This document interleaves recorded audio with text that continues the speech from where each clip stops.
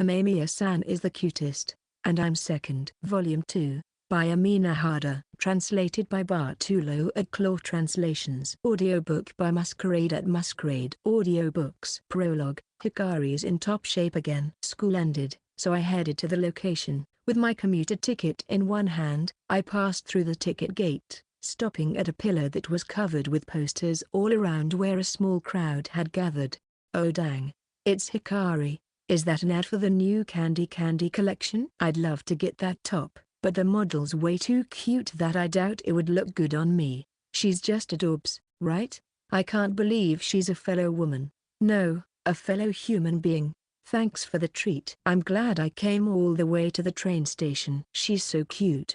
I can give it my all at work again tomorrow. Even my hatred toward my unreasonable superior is all but blown away thanks to Hikari-chan. She's my goddess. No, my messiah.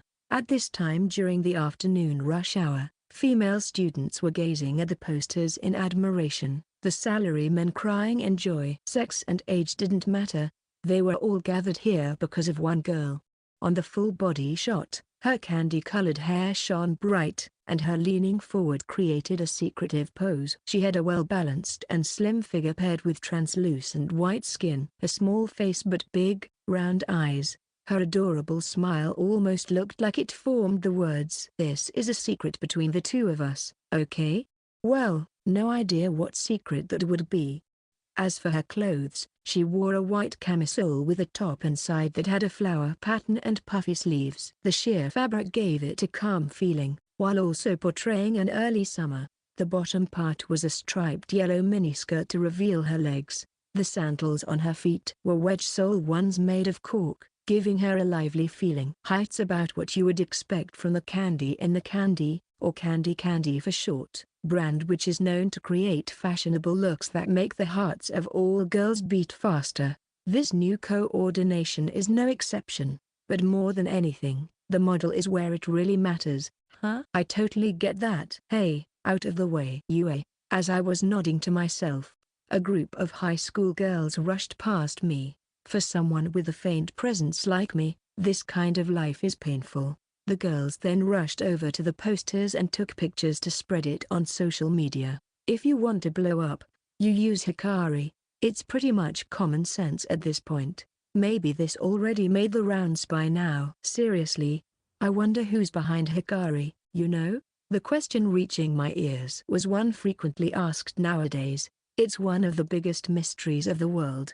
Although not much was known about the model Hikari that's under Candy's wing, her popularity was unparalleled, and she looked beautiful no matter the time, day, or location. One smile made all the flowers around her bloom, and in the eyes of most people, she was known as the cutest girl in the whole world. Of course, the truth behind the scenes is a painful one, because nobody here would expect an average guy like me, Imakuki, who just gets pushed away like a pebble on the side of the road, would be the person behind the phenomenon as Hikari. And the reason for doing this isn't anything crazy to write a story about, either.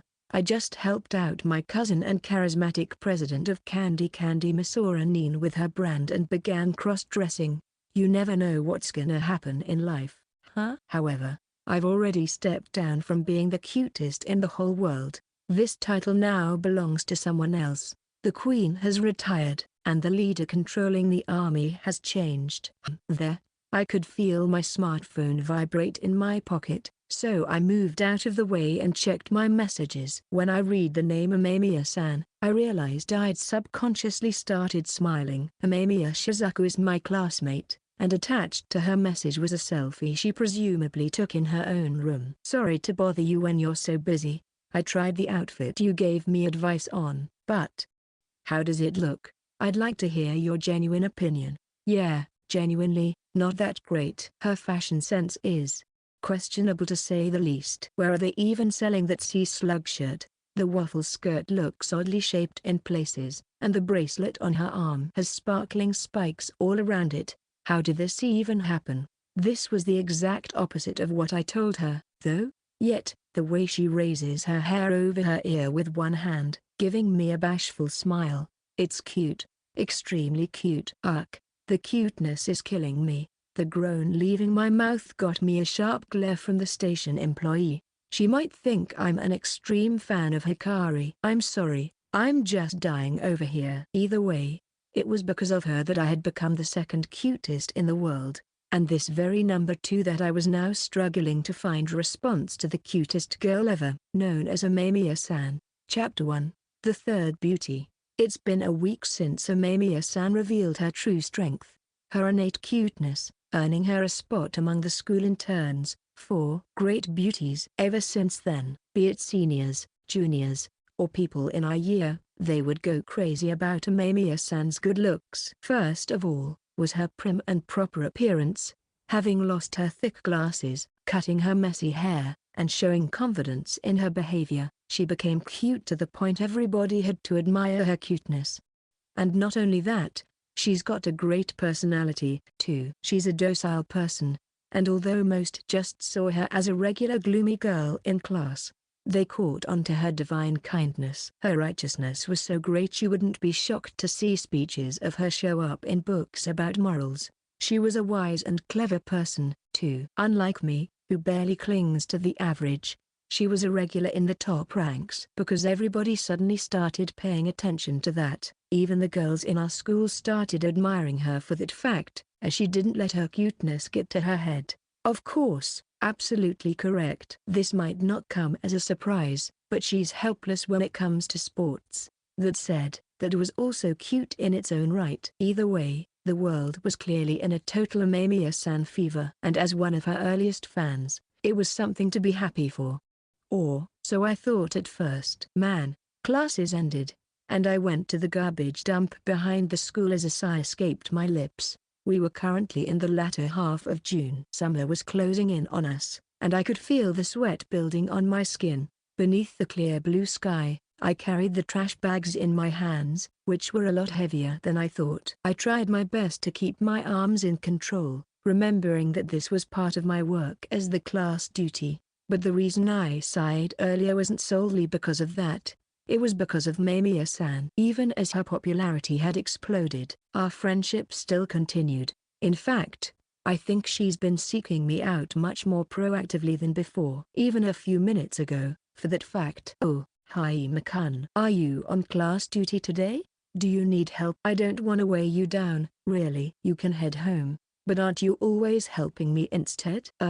Well, just let me clean the old school building, and then, once we're done, do you think we could go home together? Her long eyelashes fluttered as she looked up at me, reaching critical levels of cuteness. A few of the people around us even clenched their chests in pain. Casualties are confirmed, too. Yep, she's incredibly cute, and since I didn't have the strength to refuse, we ended up waking home. As she asked, that said, I also wasn't sighing because of her unexpected proactive nature.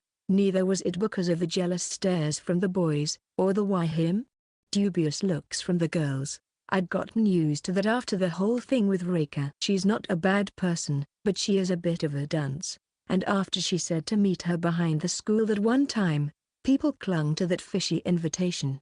Of course, nothing fishy ever happened back then. She just wanted my help taking a photo to save her photography club, which is why I connected her with Amamiya-san. But enough about Reika. The real reason I'm sighing like this is because of the love letter that had reached Amamiya-san. Other than the initials, the sender had left no name, either. She apparently had found it in her locker box this morning, and it read as follows: To Amamiya Shizuku-san, there is something I would like to tell you, directly if possible. Next week, on early Monday morning, I will be waiting for you in the old school building's library room. I expect to see you then. K.H. This couldn't be any fishier. First of all, a love letter in this day and age. Why that day? And so early, too? There are so many things I want to comment on, but what is that expect to see you then at the very end? That's way too much pressure being used when asking for someone's time. For these reasons, Amamiya-san asked for my opinion, showing me the letter. The handwriting made it seem like this was a boy's work, too. The main reason why he asked to meet her wasn't mentioned in the letter, and Amamiya-san didn't seem to know where this had come from. So I'm putting my money on a confession. So far, Everybody has been watching observance during this Amamiya-san fever. Nobody tried to get a head start, yet a challenger has finally appeared. When I read this love letter, a certain hazy gloomy feeling filled my chest, but I knew that a good person like Amamiya-san couldn't just not show up for this. That said, I sure wasn't going to let her go to that meeting all by herself, and so, I decided that I'd be following along for this meeting. I feel bad for the person who invited her over, but considering what previously happened in Amamiya-san's past, she's experienced a negative confession situation already, which cost her much of her confidence. She just managed to bounce back from that. So I'm basically her bodyguard at this point. And, thinking about next week and all the possible scenarios, I reached the garbage dump, throwing the plastic back into the collector. Still. A confession, huh? Up to this point, I've only ever gotten confessions from guys, but I guess it's a typical event in school. On a side note, I was referring to confessions when I'm cross-dressing as Hikari. Of course. Still, when I think of someone confessing to Amamiya-san, I can feel myself becoming restless, which in turn forces another sigh out of me. When it's a confession, it's probably going to be much of a straight ball, huh? Maybe he's even going to practice his line a day before. Something like, "I like you, please go out with me." Yeah, just like that. The voice I heard came from a corner of the school building. Since this was so well timed, my curiosity got the better of me, and I decided to see what was going on. What greeted me was a perfect example of a confession scene. The one doing the confession was a first-year boy from the soccer club. Since he's a promising rookie with good looks, the girls in my class talked about a younger boyfriend might not be so bad, either. And whatnot. And just as the rumors said, he gave off a vibrant but down-to-earth atmosphere. The girl being confessed to was a first-year student, also one I knew quite well. In fact, I don't think there's any student in this school who doesn't know her. I'm very sorry. But were you just speaking Japanese? I couldn't understand any of it. What were you saying? The girl dropped these words with an icy cold gaze. She is one of the 4 great beauties, Hibari Kuka. Her straight, long hair reached down to her waist, glued to her slender figure. It might have been this way since birth, but her eyes carried a gray color, reminding you of clouds. Every part of her face looked perfect to the point you might think it was created by hand. Even her emotionless expression was a sight for the eyes, and since this was mostly present, it gave her a calm and almost cold feeling. Matching that, she had a cold and distant personality, and most of what left her lips were harsh words or insults. I've lost count of how many guys fell in love with her at first sight, only to get turned into dust whenever they try their luck. As a result of her destroying the hearts of men with her poisonous tongue, she earned herself the nickname Venomous Shrouded Princess. Sure, it sounds like a final boss in a game, but the guy who gave her the name must have been devastated, and probably terrified, too. Granted, some took the princess part of that and ran with it, but she most definitely isn't a princess. And looking at how things were going, she had probably found herself a new victim. Huh? I mean, I said I like you, and I want to go out with you. Oh, so my vocabulary didn't fail me, and you were just rambling on about nonsense. Good thing I haven't gotten insane. Wah, how is my confession nonsense? But it is. No? The hottie was utterly bewildered, but Hibari just flashed a cold smile. We've never even talked properly, right? Yet, you called me here, saying you like me and that you want to go out with me. I don't understand. What made you fall in love with me? I fell for you at first glance. When you did the speech as the newcomer representative, I always thought you were a wonderful person. Oh yeah, her grades were good enough to make her the representative of the first years. She's definitely one hell of an honor student, but her personality is something else. The hottie tried to argue about I like how you're so clever and mature and I love your cold personality. And I was attracted to your cool attitude. And threw more compliments at her, but Hibari's eyes just narrowed. Anyway, you're just so cute. Cute? Hibari's eyes twitched. Granted, she had already been ice cold to the poor guy, but it felt like the temperature around her dropped even more after that. Enough. This is a waste of time. So if you would excuse me. Wait. At least give me a response to my confession. Do I really need to spell it out for you? Honestly, I have to agree here. It's time to give up. Mr. Handsome, you fought well, but you bit off more than you could chew anymore, and you'll suffer great burns. And yet, the dark-clouded princess was nowhere done. I have absolutely no interest in you, and I don't think I would ever develop feelings for you, either. Thank you for the empty confession. I'd say this is where we should part ways and never interact with each other. Cut down completely. The handsome guy had his heart broken and ran away while cursing, damn it all. In the corner of his eyes, I could see faint tears, too.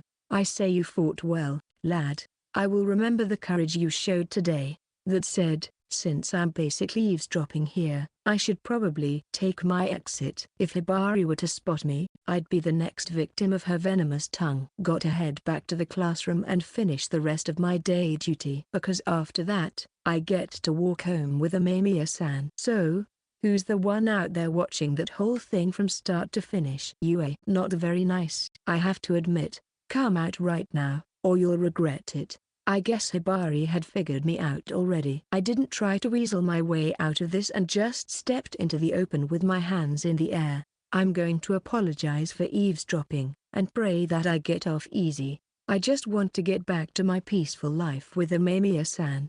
So, yeah, sorry for watching you earlier. Why you are. For some reason, Hibari interrupted my apology and just looked at me in disbelief. Her eyes were actually gray, like clouds on a rainy day. You are Imakuki-senpai from the second year, right? Why does she know my name? You seem surprised that I would know your name, Hibari added.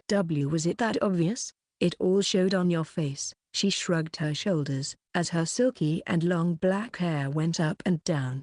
I'm still supposed to be the senior, right? Still, whatever gesture she may take, she looks beautiful in almost every way. As you'd expect from one of the four great beauties, it wasn't the kind of healthy beauty that Reiko-san possessed, or the natural beauty that was Amamiya-san's, and more like she was an artificially created doll to imitate what could be achieved in terms of beauty.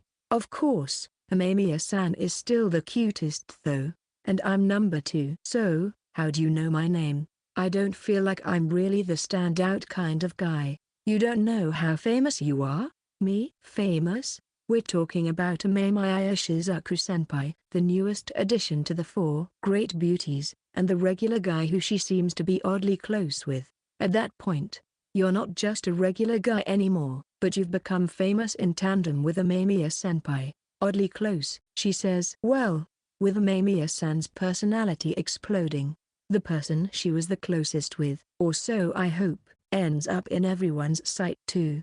Huh?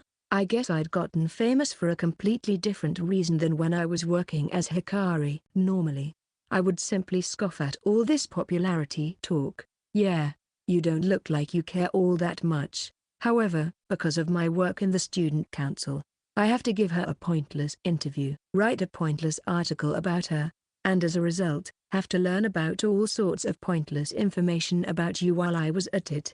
She said pointless 3 whole times. Huh? Now that I think about it, she is the secretary of the student council despite only being in her first year.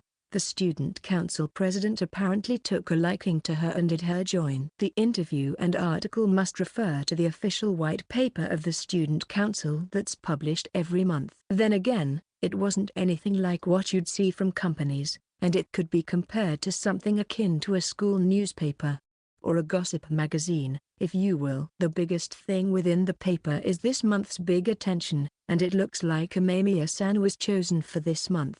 And that's important. Her cuteness needs to be spread more. You're the one writing those articles? The student council president said that it's the secretary's job. And so, I was forced to write that letter to call Amamiya-senpai over. A letter? It's the president's bad taste. I was forced to keep most of the truth a secret to make it some sort of test to see if she'd show up or not. Who would even think of that? That president sure seems fishy now. Even though she's the last of the 4 great beauties, and there's only one letter I know that Amamiya-san had supposedly gotten. Initials KHQ Kahibari, the one and only girl in front of me. You're the one with the horrible handwriting? I'm sorry about that, I guess. Part of me was relieved that it wasn't a love letter, but because I didn't choose my words carefully, Tabari gave me a reproachful glare. Crap. I should probably clarify my statement. Wait.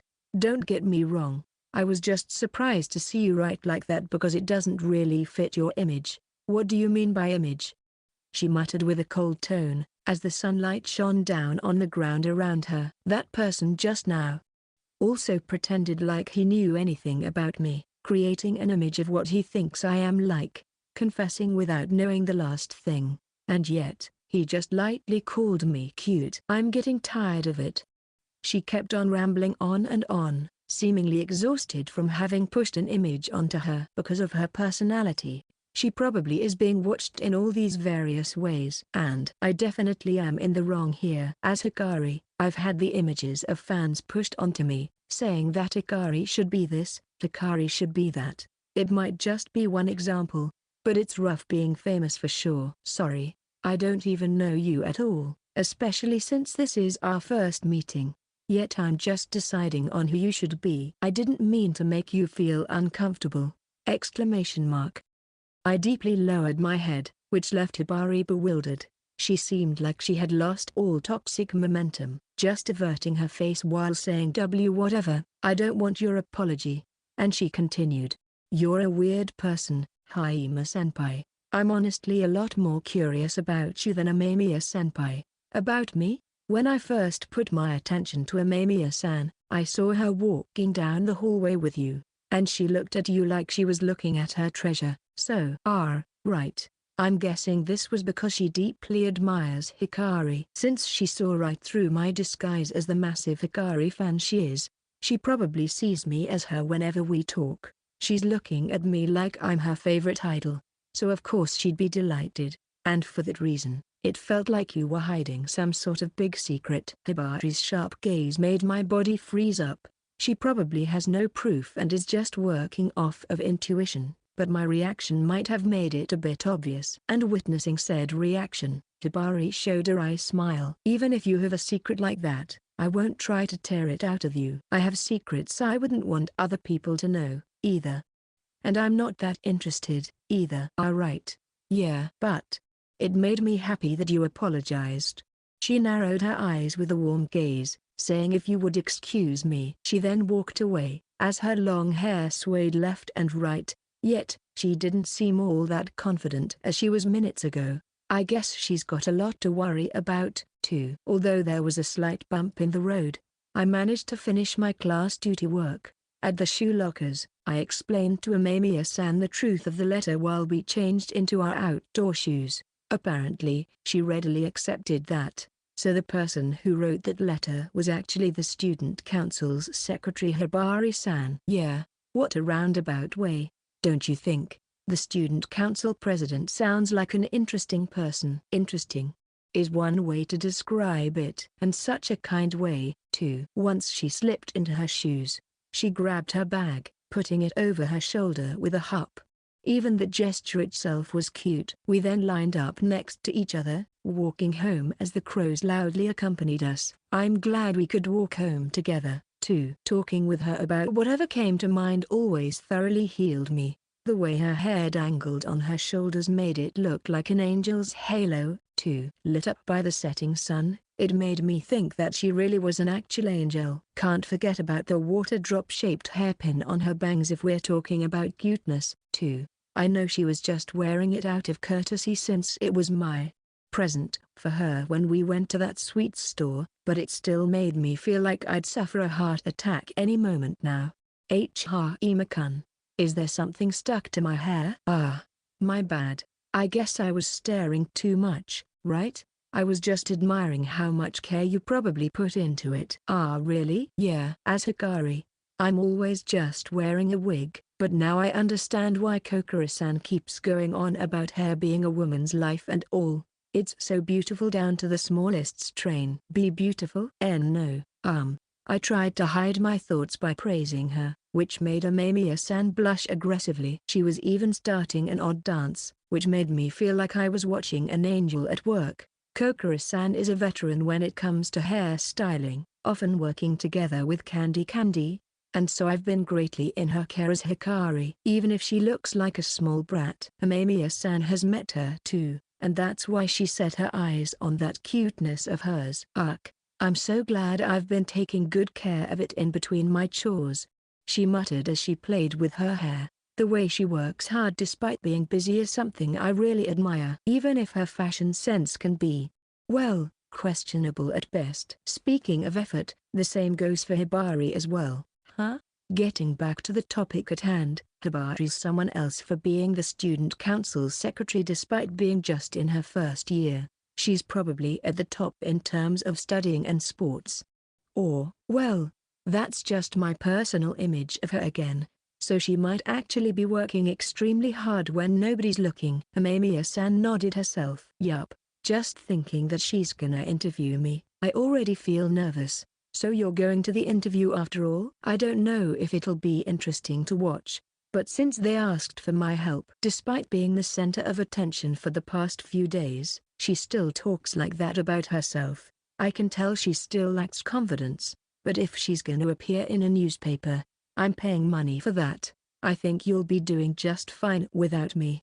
But you should probably be careful. You're dealing with the venomous shrouded princess, after all, no telling what she does. Thinking of the hottie who almost broke down in tears after his confession got rejected, I just had to press that warning. I mean, I get she's got some things she's worrying about herself, but since we're almost similar, as in her and Hikari, I keep thinking about her. As my mind just went in circles, I realized that Amemiya-san gave me a dubious look with puffed out lips. What's gotten into her? Of course, that reaction was absolutely adorable, but it made me panic if I'd messed up in any way. Huh?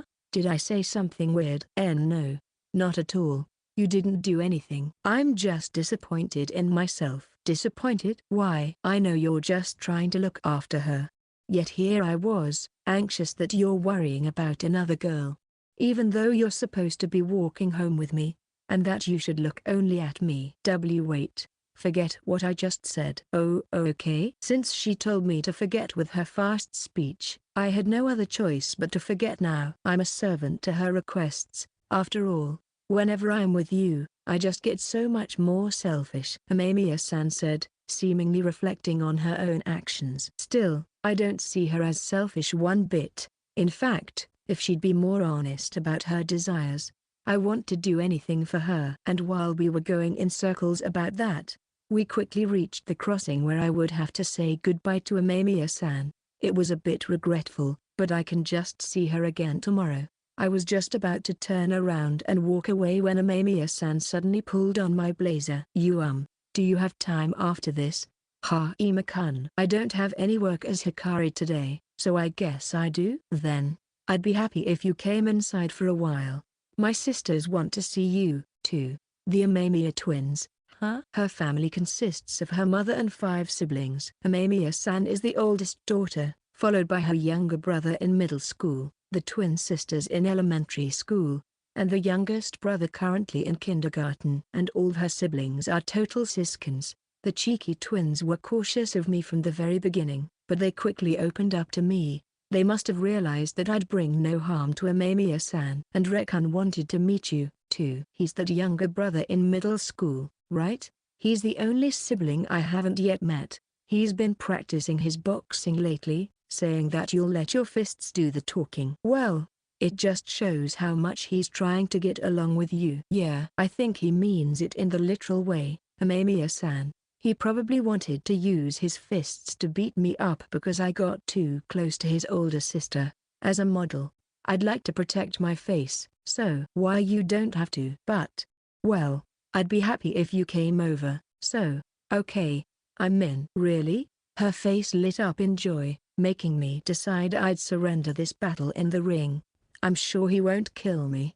Right? I even have some nuts dorayaki from that Amama place we can eat alongside having some tea. I made sure to buy some with my sisters in case you came over. Yep, I'm looking forward to it, now that the decision has been made.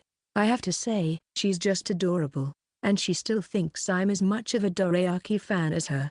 I'm really not, but I'll take what I can get. A map also isn't that expensive, and it's known for making delicious sweets. I guess she's made a map of all the dorayaki places in town or something. And so, I did a full 180 and followed Amamiya-san back to her home. Chapter 2 House Visit. The second. The Amamiya home was an old two-story building for a singular family. Even now, it looked close to breaking down any second. See, come on in. Be careful of your step, yeah? Thanks for having me. This being my second time here, I've gotten used to it. So following Amamiya-san, I walked down the hallway. Right upon entering, there was a set of stairs to the left, and the living room plus kitchen to the right. In the back awaited me the bath and toilet. Standing before the stairs was a man wearing karate gear, his hands on his hips. The sight and presence of that guy was honestly scary. So you are the rumored Haima-san who's deceiving my older sister.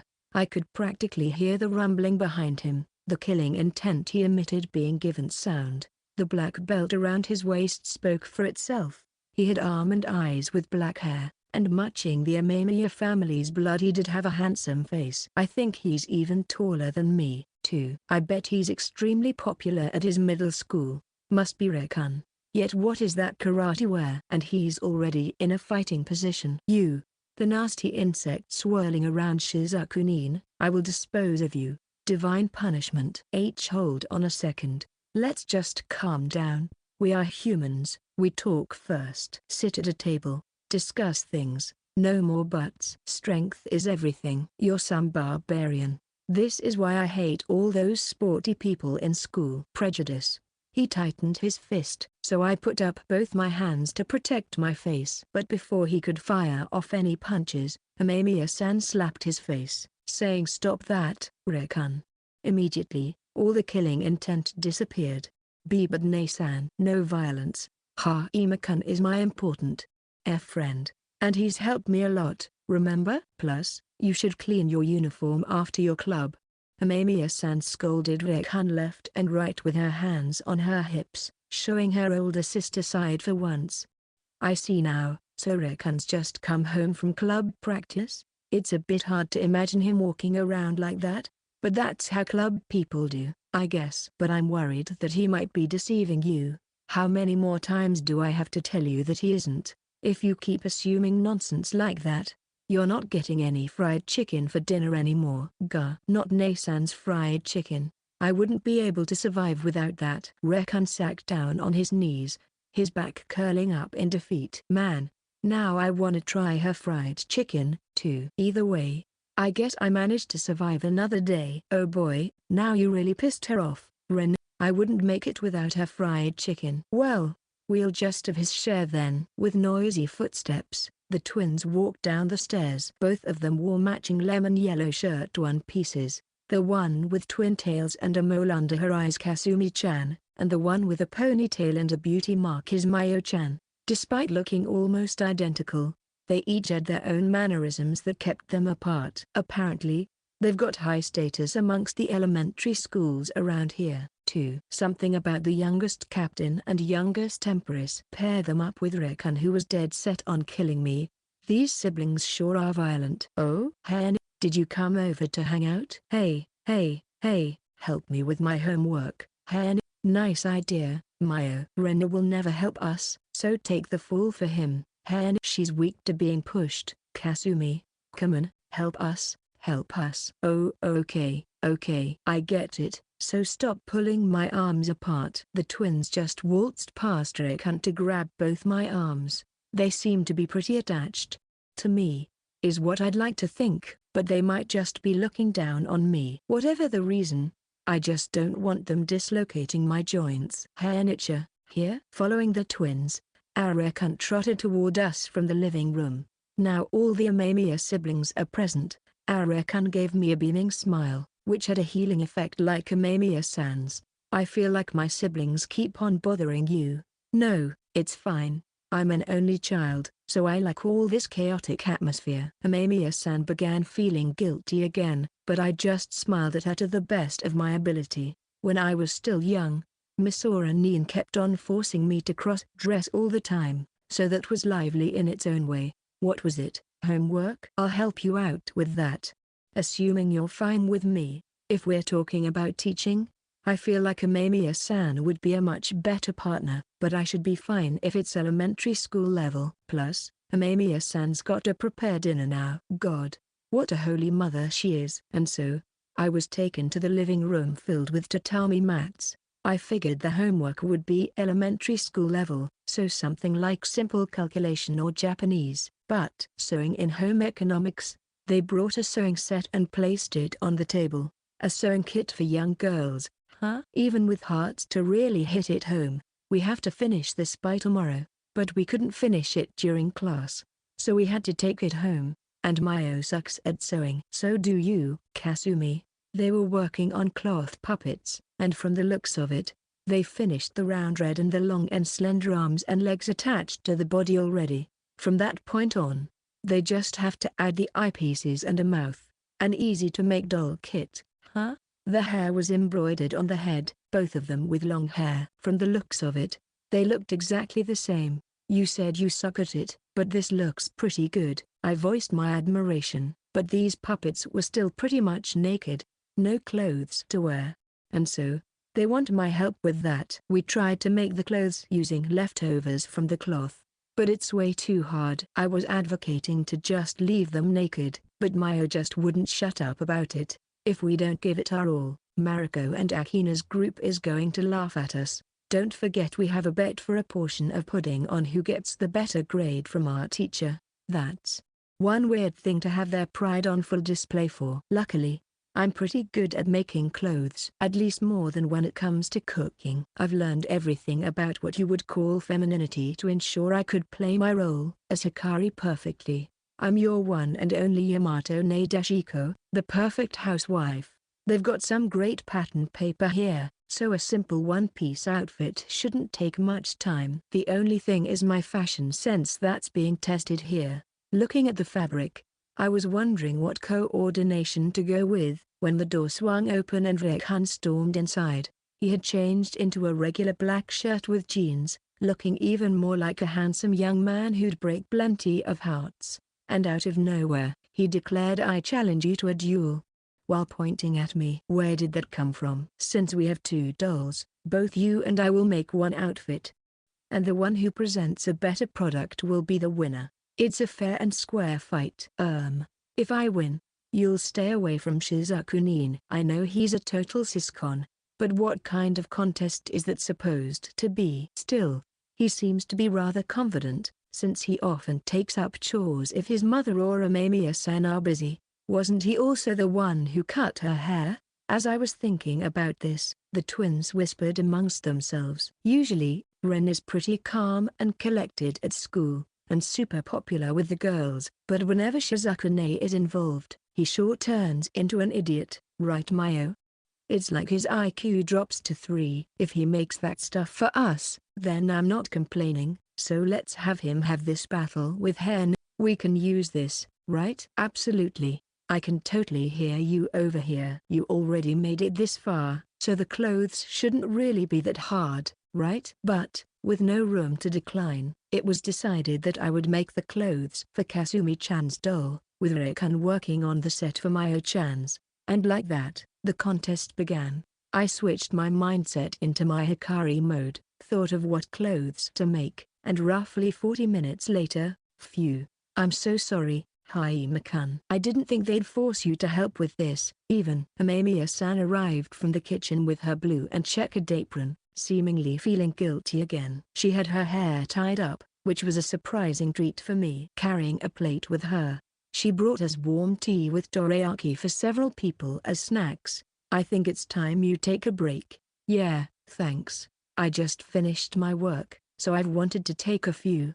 I let go of the fabric and needles, creating some space on the table. It'd work even better with a sewing machine, but alas, it seemed like Reikun was also taking a break right now. Gulping down the tea. Delicious. The tea you make is the best in the whole world. You're exaggerating again, Reikun.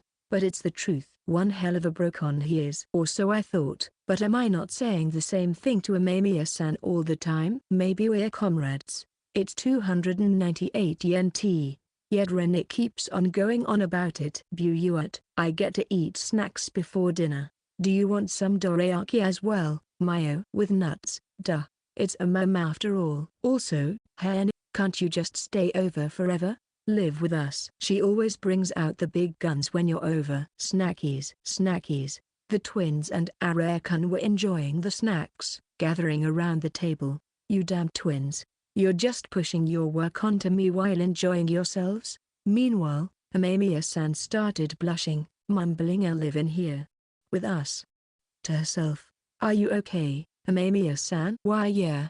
Anyway, why don't you have some tea and dorayaki as well, Haima-kun?" "Dorayaki?" Arakan just jumped up and rammed into Amamiya-san, right as she wanted to pour me some tea. "Wah, hot." The tea spilled over, landing on my shirt. The stain began showing itself immediately, as Amamiya-san grew pale. "I am so sorry. You didn't get burned, did you?" No. I'm okay. It wasn't all that hot. It did hurt a bit at first, but not to the point I'd be worried. It'll just cool eventually." Arakan seemed to be feeling guilty as well, tearing up while saying "I'm sorry." So I just smiled at him in an attempt to calm him down. He's still a child after all.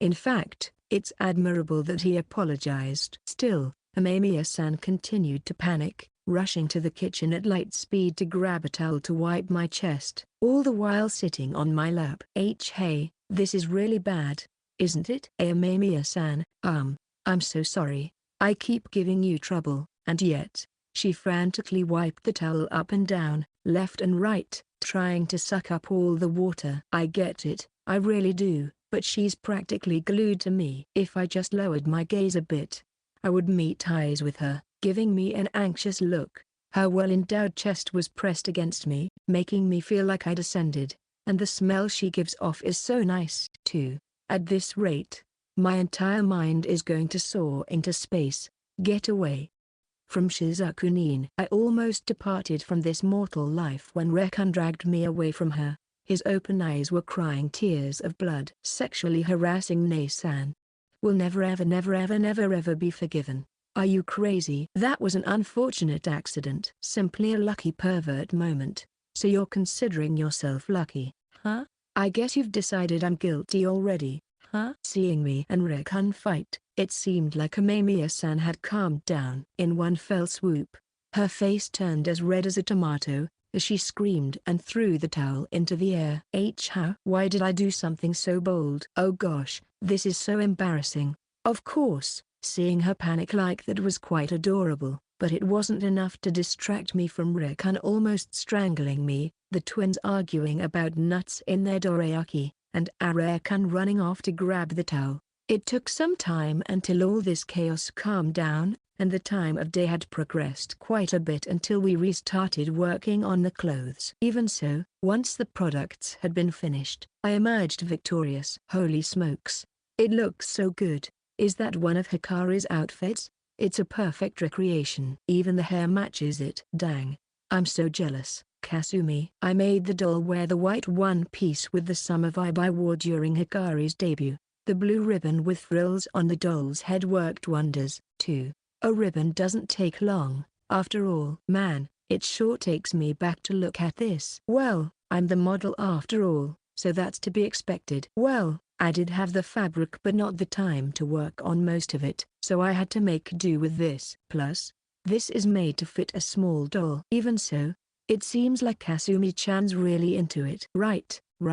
In fact, she was already bragging to Mayo-chan. I guess those two are fans of Hikari as well. What if I came clean to them? Yeah, I don't want to crush their dreams. You're so amazing, Haima-kun. You really can do anything. No, it's not that big of a deal. Amamiya-san's gaze full of respect and admiration was absolutely adorable. Compared to that, Rekan tried to make a one-piece with red as its base, with white drops of water on top of it.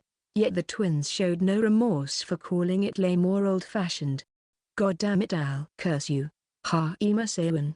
He swung himself onto the ground, ramming his fists up and down. And you're gonna direct that frustration my way? He was acting like the world was gonna end, so Amamiya-san tried to cheer him up, saying well, I like yours too, Rekun. I then picked up the doll he threw on the table. I think it's well done, too. The design feels like a retro piece that's popular lately. A love for the classics repeatedly washes over us, after all. Granted, the sequin of the sleeves does give me a Mamiya-san fashion sense vibes. But I guess since the twins have good sense themselves, the oldest son and the oldest daughter here are probably going in opposite directions. God damn it. You're trying to compliment me so that I let down my guard, right? I really can't forgive you. I really didn't.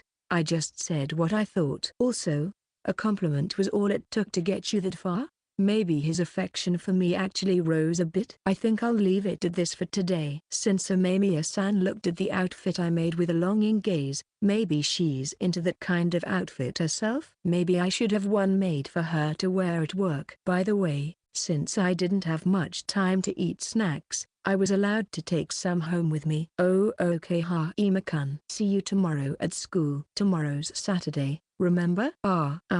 Yeah, right. Then see you on Monday. Yeah, see you Monday. Even the clumsy Amamiya-san was adorable, as she saw me off while waving her hand. The sky had already turned navy blue, soon bringing us to a late night. Man, at the very end, I remembered the soft sensation of her chest being pressed against me. And I'll have to keep the fact that I crouched down the moment the door closed behind me a secret forever. Side A, Amamiya-san's selfishness. Man, right after I closed the door behind Haima-kun, I sank down on my knees. It may have been an unfortunate incident, but I can't believe I acted like this towards Haima-kun. Just thinking about it makes my head boil. I've been trying really hard to keep calm when he went back to working on the clothes. Why are you sitting there like a dead corpse, Shizuku-ne? To me, she looks more like a pill bug to me. Since I was taking my sweet time to come back, it looked like my siblings came to look after me. Kasumi continued to hold the doll she made, so I guess she was really attached to the outfit Haima-kun made. I feel bad for Rekun, but I'm incredibly jealous just because he made it. I'll be right there. I fixed my apron and rushed back to them. Right as I did, Mayo suddenly, I'm surprised that Shizuku-ne and Hayan aren't dating yet. And right as I heard that, I slipped and slid across the floor. It was a comedic fall like you'd see in a manga, hitting my knees. Ouch, ouch, ouch. What's wrong, Shizuku-ne? Did I say something weird? Kasumi offered me her hand to help me get up when Rekun and Are came running over. Ne-san's in trouble? No. More importantly, Haima-kun and I. Dating? No. Of course not. I mean, well, I'd be really happy if we one day end up like that, but I'm still not a good match for him. The more I talked, the more quiet my voice became. Just saying it out loud was incredibly embarrassing. And there, both Kasumi and Mayo went hu in unison. Only Rekun let out a meep like a zoo animal, but Mayo said you can ignore an Shizuku-ne. You've been reborn to look so adorable, yet you're still not confident enough? At this rate, someone's going to steal Hayan from you. Right, Mayo? Huh? Yup. Hayan is actually pretty skilled at housework, right? He might look a bit plain, but he's a good catch, so you might lose him if you're not careful. Huh? And maybe there's already a girl who's set her eyes on him. Huh? Or it might already be too late. Huh? Pushed into a corner by the two, I started panicking like never before. During his work as Hikari-san, he might get in contact with beautiful models or talented voice actresses, and he's pretty close to Konatsu-chan, too. Not to mention Hibari-san. Wait, is he actually surrounded by women? This damn playboy. I'm not gonna let him sully Ne-san any more than this. I won't accept him. Even though you lost against him? Even though you lost? I haven't lost yet. Not yet, okay? Now Kasumi and Mayo switched over to Rekun, with Are climbing on his knees as their usual fight started. This is probably going to drag on for quite some time. Meanwhile, I didn't have the mental capacity to stop the two. as I just started panicking more and more that I forgot all about the pain in my knees. What do? I don't want anybody to take Haima-kun. I guess I really do get selfish when Haima-kun is involved. Chapter 3, The Second Coaching. The following day after my visit to the Amamiya household, I was greeted with a clear sky on this Saturday afternoon. I had more work as Hikari later, but the job this time was unfamiliar territory for me. I was practically challenging a new genre. As a matter of fact, the fashion brand popular with women, Candy in the Candy, or Candy Candy for short, actually had a related brand specifically for Lolita fashion called Candy in the Candy, Pink.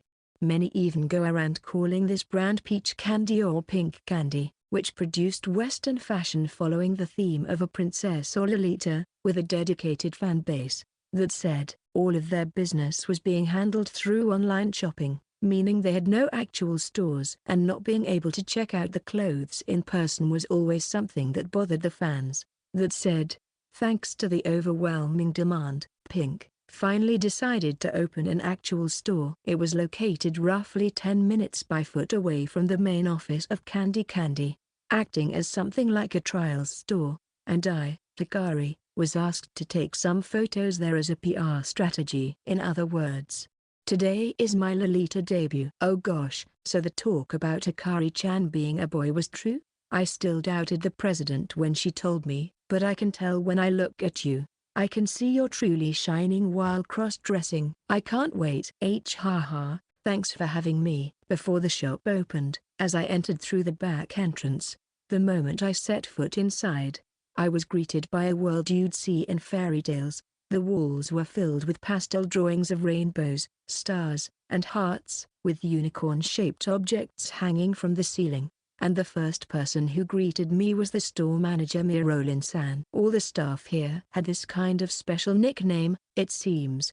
As for Mirolin-san, she was relatively tall for a woman, wearing Lolita fashion in the design of a strawberry, so she definitely left a lasting impact. So did the ringlets on her head. Looking at her, I'd guess she must be in her late 20s to early 30s, but considering Kokoro-san exists, I wouldn't put my money on any estimate. When I told her that she looked like a humanized strawberry, she pleaded to at least call me a strawberry fairy. As she slapped me on the shoulder, she almost broke my bones with that, so she might have been a female wrestler at her previous job. The changing room's in the back of the staff room. If you're not sure how to put on the outfit, feel free to call for help. Oh, okay. Normally, I'd make sure to arrive as Hikari when there are any photo shoots at a store, but since they said they'd get the Lolita outfit to the store, I'm still here as just plain old me. I'm not even wearing a wig, either. The makeup and hair will have to wait until later, too. Sadly I couldn't get Kokoro-chan for today, so I'll have another hair and makeup artist handle you today. She must be a busy person, after all. She's at the top of the industry. Yup. I've got a part-time job of mine to stop by later, so if you're unsure of the clothes, feel free to ask her for help. I nodded along. There are concepts like drawers, headdresses, or hoop skirts, which are all rather foreign to me. Of course, as the professional model that I am, I looked into these things beforehand, but it wasn't nearly enough to fully learn about them. The only thing I know is that drawers are a type of underwear like pants, headdresses are like accessories for the hair with laces or ribbons, and hoop skirts are a type of underskirt fluffed out from beneath that elevates the outfit. Did you already hire a few part-time jobbers? Only one for now. I advertised it online, and this girl approached me immediately. She's a regular customer at Pink, and she always sends us impressions of the clothes and what could be improved. She's serious. Huh? I hired her immediately. She put one hand on her mouth, continuing, "If you're going to work at my castle, you need to be a real Lolita lover," she said with a devious laugh. There are seriously a lot of people in the fashion world who have all sorts of weird fixations. I've had to learn that painful truth myself, as well. Misora Nin and Kokoro-san are no exception. After all, I'm sure she's not the type of girl to tell others about who Hikari-chan really is, so don't worry. She still had other work to handle before the store opened because she pushed me to the staff room and then ran off. Inside the room stood full-body mirrors and clothes racks, filled with frilly blouses or jumper skirts in a clear blue color. It gives me total Alice in Wonderland vibes. On the bottom of the skirts, you'd see cards or teacup motifs. There was even a set with a frilly white apron, striped knee-highs with white and blue colors, as well as a headband with a large ribbon on it. Granted, Alice is supposed to be blonde, but I'm sure that this would fit great with Hikari's candy-colored hair. Alice in Wonderland is probably going to take the world by storm.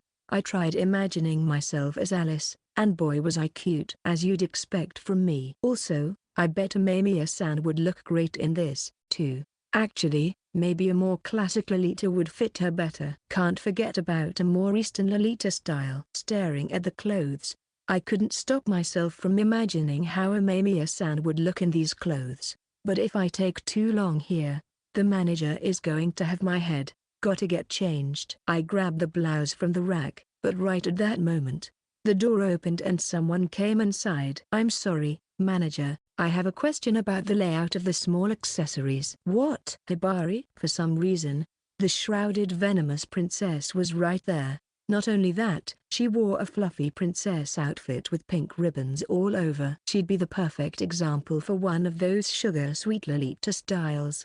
She kept her hair straight with a large ribbon the size rivaling my Alice ribbon, not to mention with laces, too. When we first talked, she got angry at me for pushing my image onto her.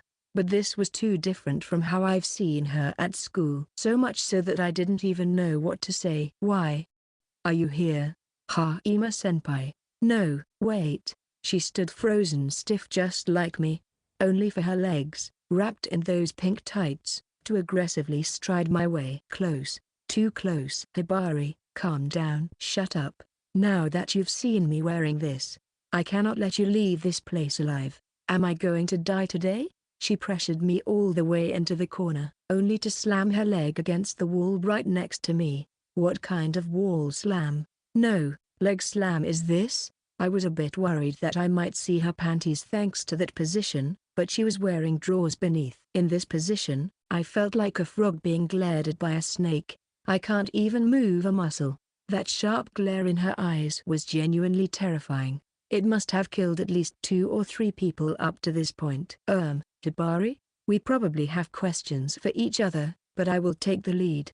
Go ahead. Why are you here, Hajime-senpai? I was told that the model Hikari-san would be here today, and she was supposed to wear those clothes. Oh, right. I was panicking a bit, worrying that she might have figured out I was Hikari. But I haven't even started changing into her yet. In her eyes, the unfamiliar senior she knew from school now showed up at her work, reaching for the Alice-style Lolita outfit in the changing room.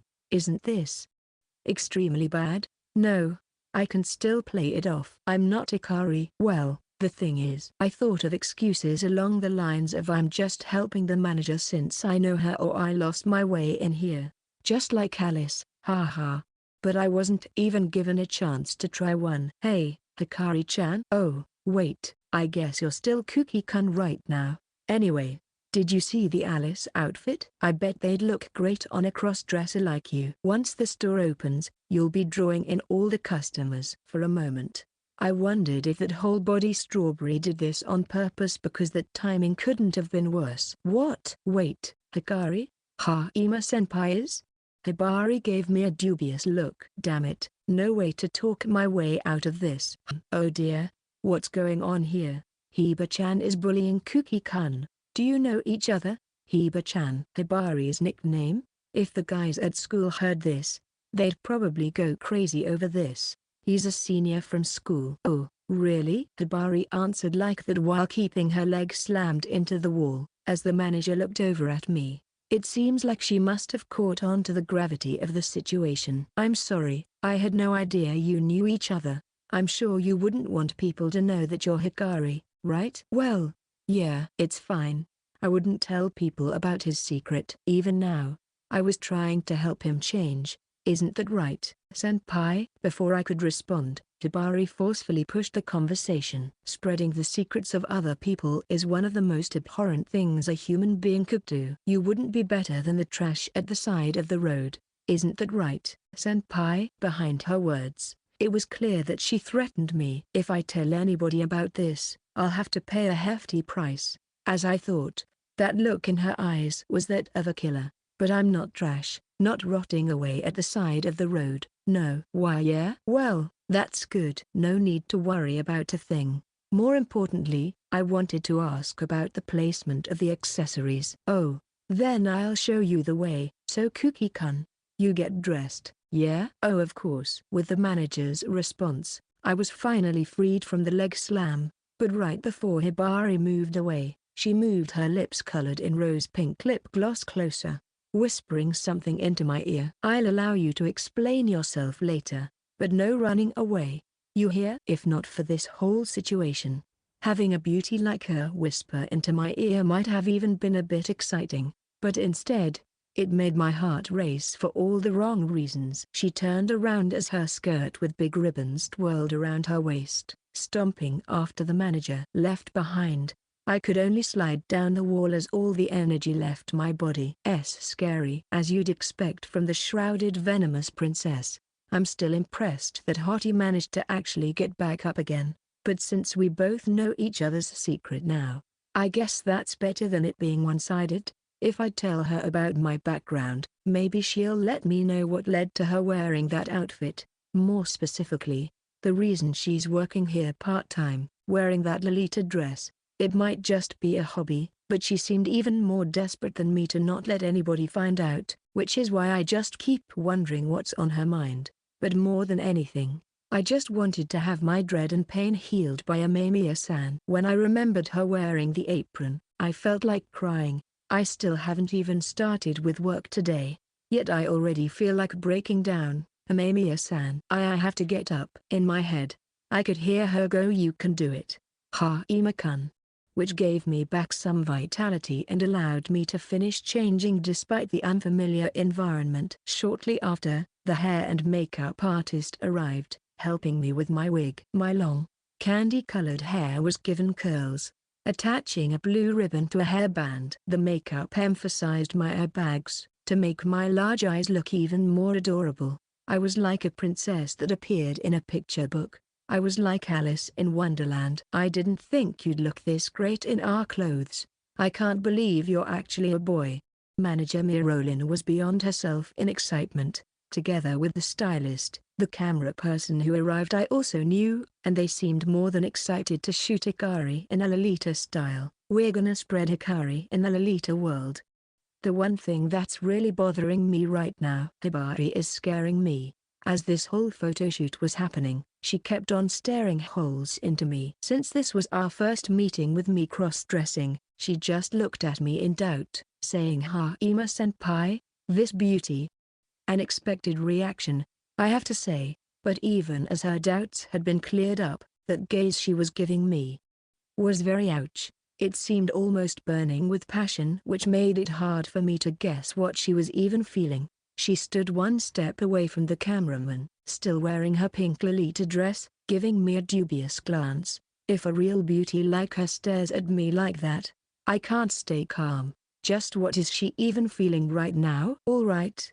The photo shoot is done. Great work, Hikari-chan. The cameraman walked around the store, snapping pictures from every angle, giving me a thumbs up.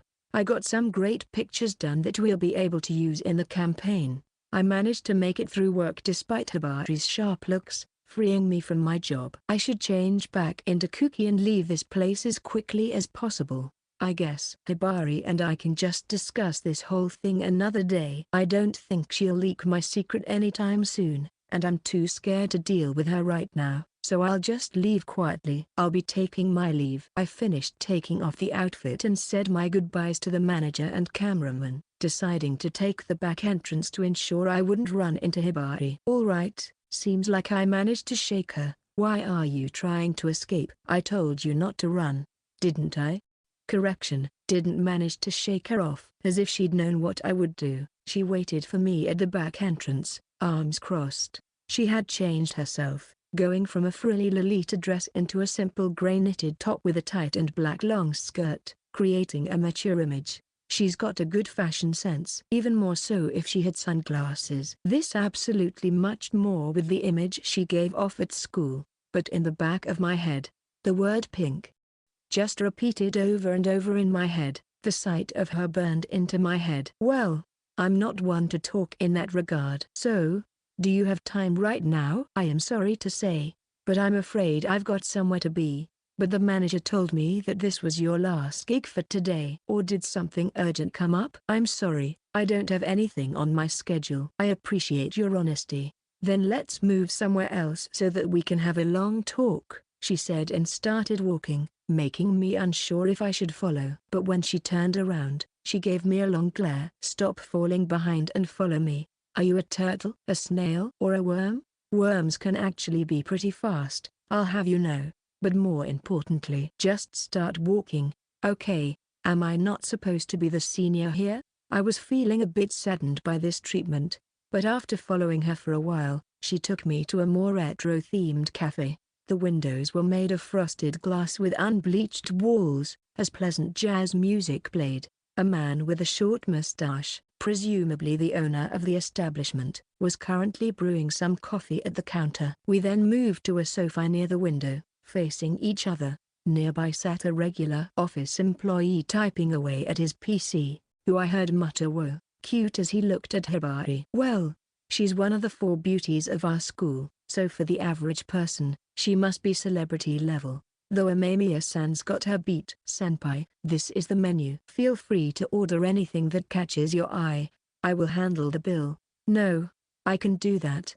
Let me play instead. I frantically shook my head since Hibari offered this while handing me the menu. In response, she gave me a cold look. Why, are you trying to act cool because you're in front of a girl? That won't impress me much. I'm trying to make up for the fact that I forcefully dragged you along. Your pride as a man is just getting in the way. That's not really why. If we're talking pride, it's more my position as your senior. I don't want my junior to pay for me. I may be calling you my senior out of politeness, but I don't particularly see you as one, you see, so there's no need to be considerate. You have a retort for everything, huh? Eventually, I managed to win and convince her that I'd pay for my own food. She's not only scary but also can't take a no for an answer. Right. Anyway, I'll take an orange juice. And I'll have cream soda. I just pointed at a random object on the menu, but Hibari had found something that had sucked her in. Despite being so cold earlier, she now seemed almost excited. Do you like cream soda? What's so bad about it? I think that melon and cherry are the best flavors. So what? You even have preferences like that? Maybe this place is actually her favorite spot to get her cream soda. I just uttered whatever I thought. Yet Hibari immediately latched on. I bet you didn't think I liked ice cream, right? You probably thought my taste is childish. No, I don't want you to push your image on me. Even when I'm choosing drinks. I didn't even say anything. Just order whatever you want. Granted, I did think she was more like a black coffee person. We called the employee over and finished our orders, which allowed Hibari to relax a bit. Apologies for getting so excited earlier. Let me get straight to the point. Why are you cross-dressing and working as a model? That is pretty straight, all right. Straight as a straight ball in baseball. But I resigned myself and explained what happened, just as I had to Amemiya-san. That a relative at Candy, Miss Oranin asked me to cross-dress for her work, and that I somehow ended up as the cutest, or second now, girl in the whole world.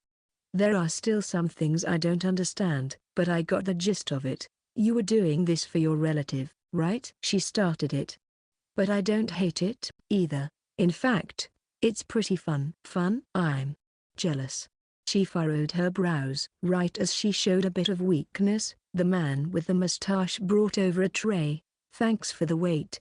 Here's your orange juice and the memories of a first love, cream soda of grief that you ordered. Contrary to my regular juice, that soda of hers even had a name like it could be the title of a romance movie. The moment the glass was placed on the table, Hibari's eyes visibly lit up. She's just like Amemiya-san when she looks at a portion of dorayaki. It's the kind of reaction people have when looking at something they love. The way she stabbed the straw into the vanilla ice cream made me realize that she can show her honest side from time to time. But when I looked at her, she just warned me again. If you tell someone I like cream soda, I'll put you on display for everyone to see.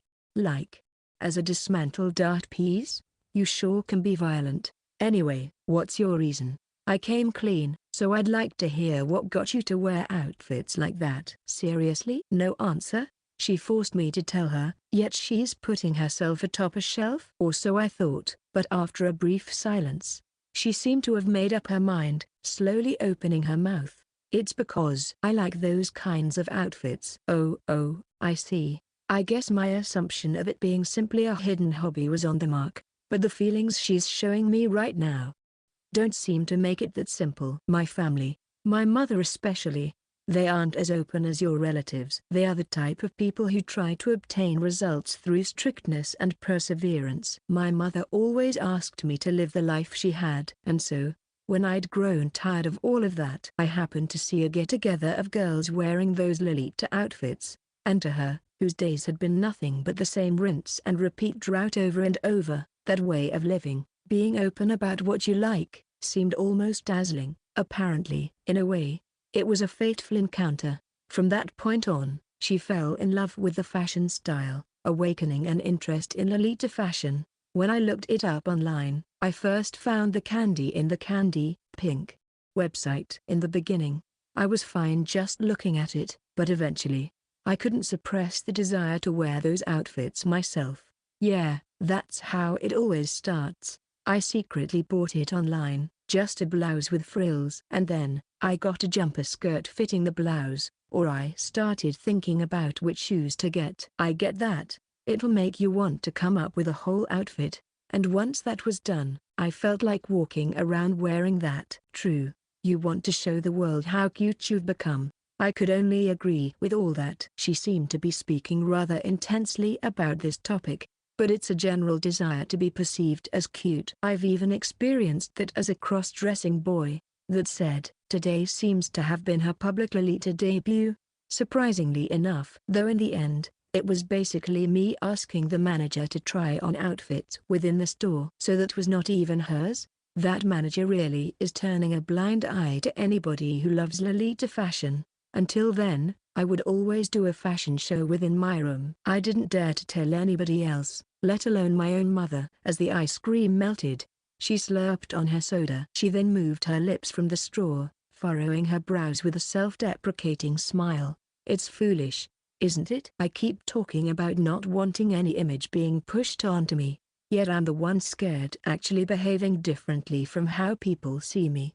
Hibari. But in reality, I want to be like those other girls, showing off my Lolita fashion with pride. The reason I applied for my part-time job at Pink is also because I wanted to jump across my shadow. I took a sip from my orange juice and just returned a brief I see.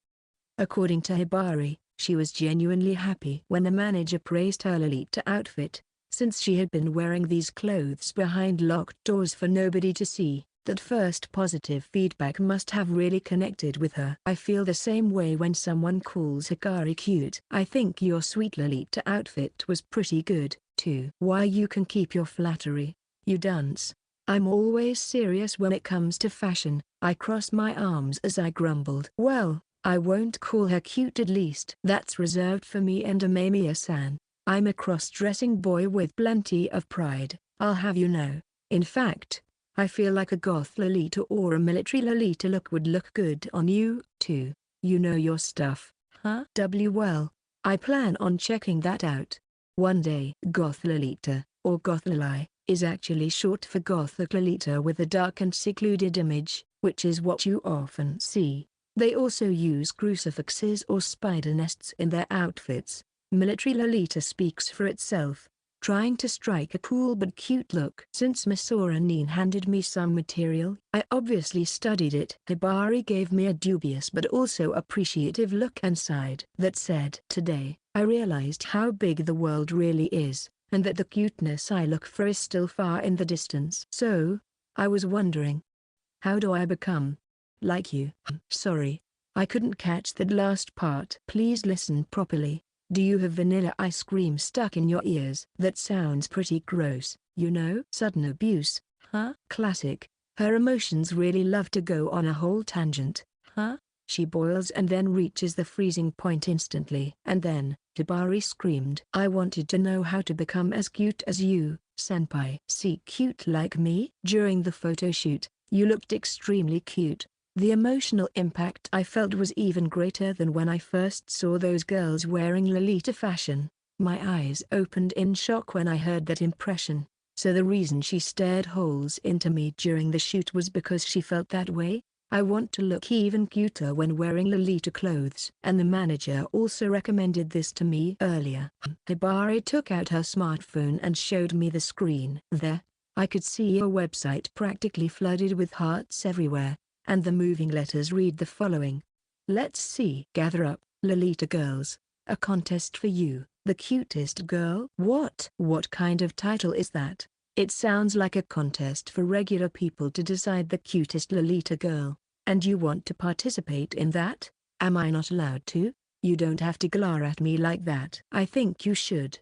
It's a festival perfect to show off. If I were to participate, I'd definitely win, though. You're a pretty weird person, you know that? Honestly, I've gotten used to her abuse at this point. I'm not that mentally fragile to deal with every little thing. She put her phone away and then started explaining why she wanted to participate in the contest. Of course, the manager having recommended it is one thing, but since I've already taken my first step, I might as well take the next three, too.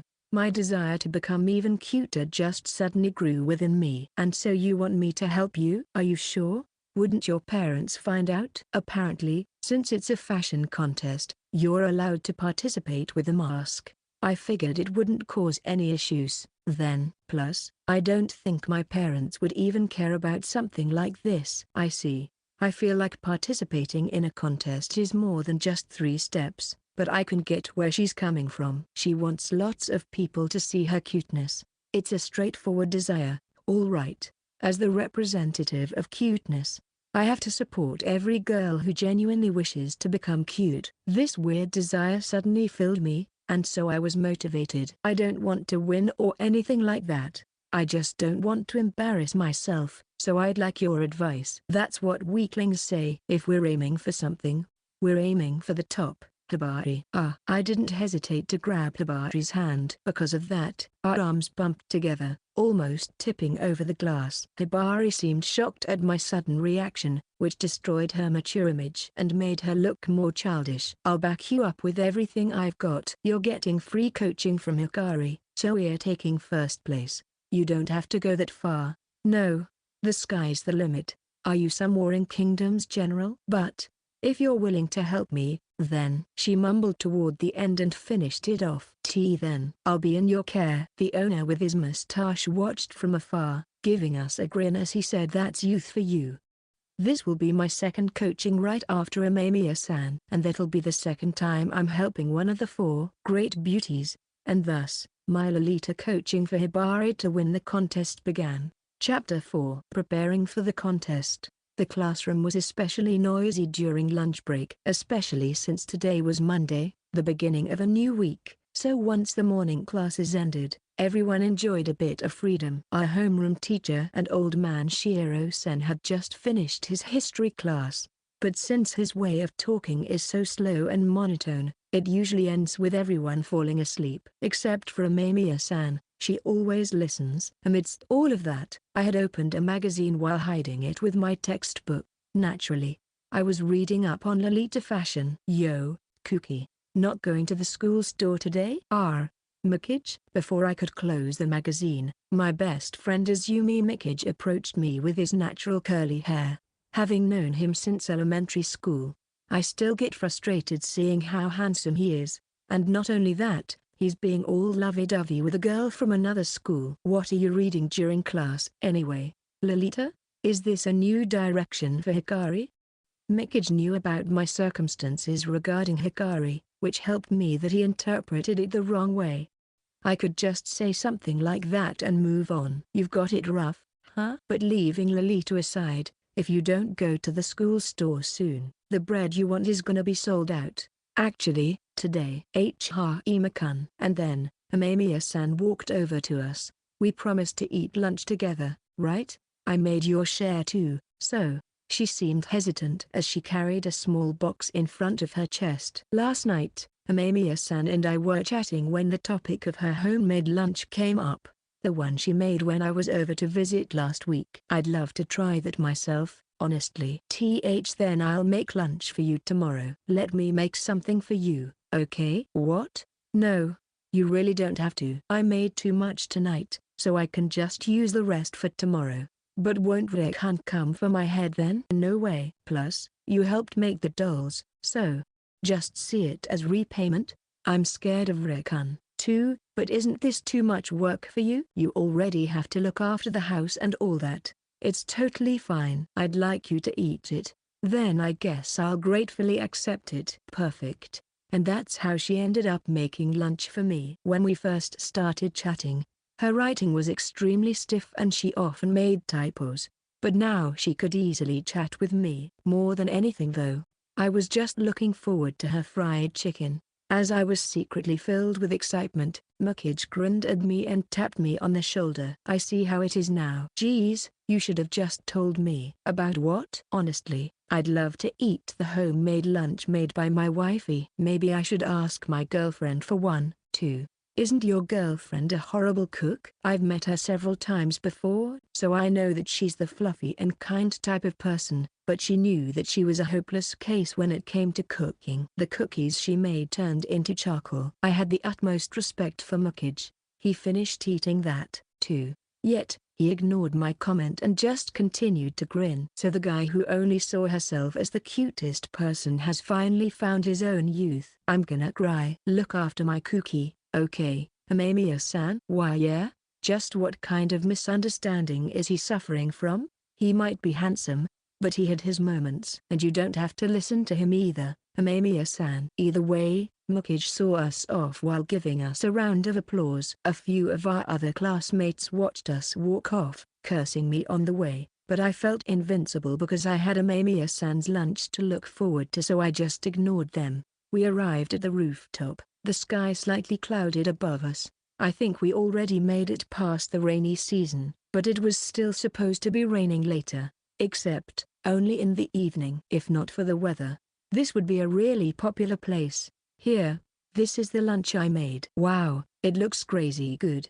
The aluminum box I received from Amemiya-san looked fancy enough, but when I opened it, the first layer was regular rice, the second with fried chicken and golden omelette. Even vegetables like carrots shaped like flowers, and bacon wrapped in asparagus.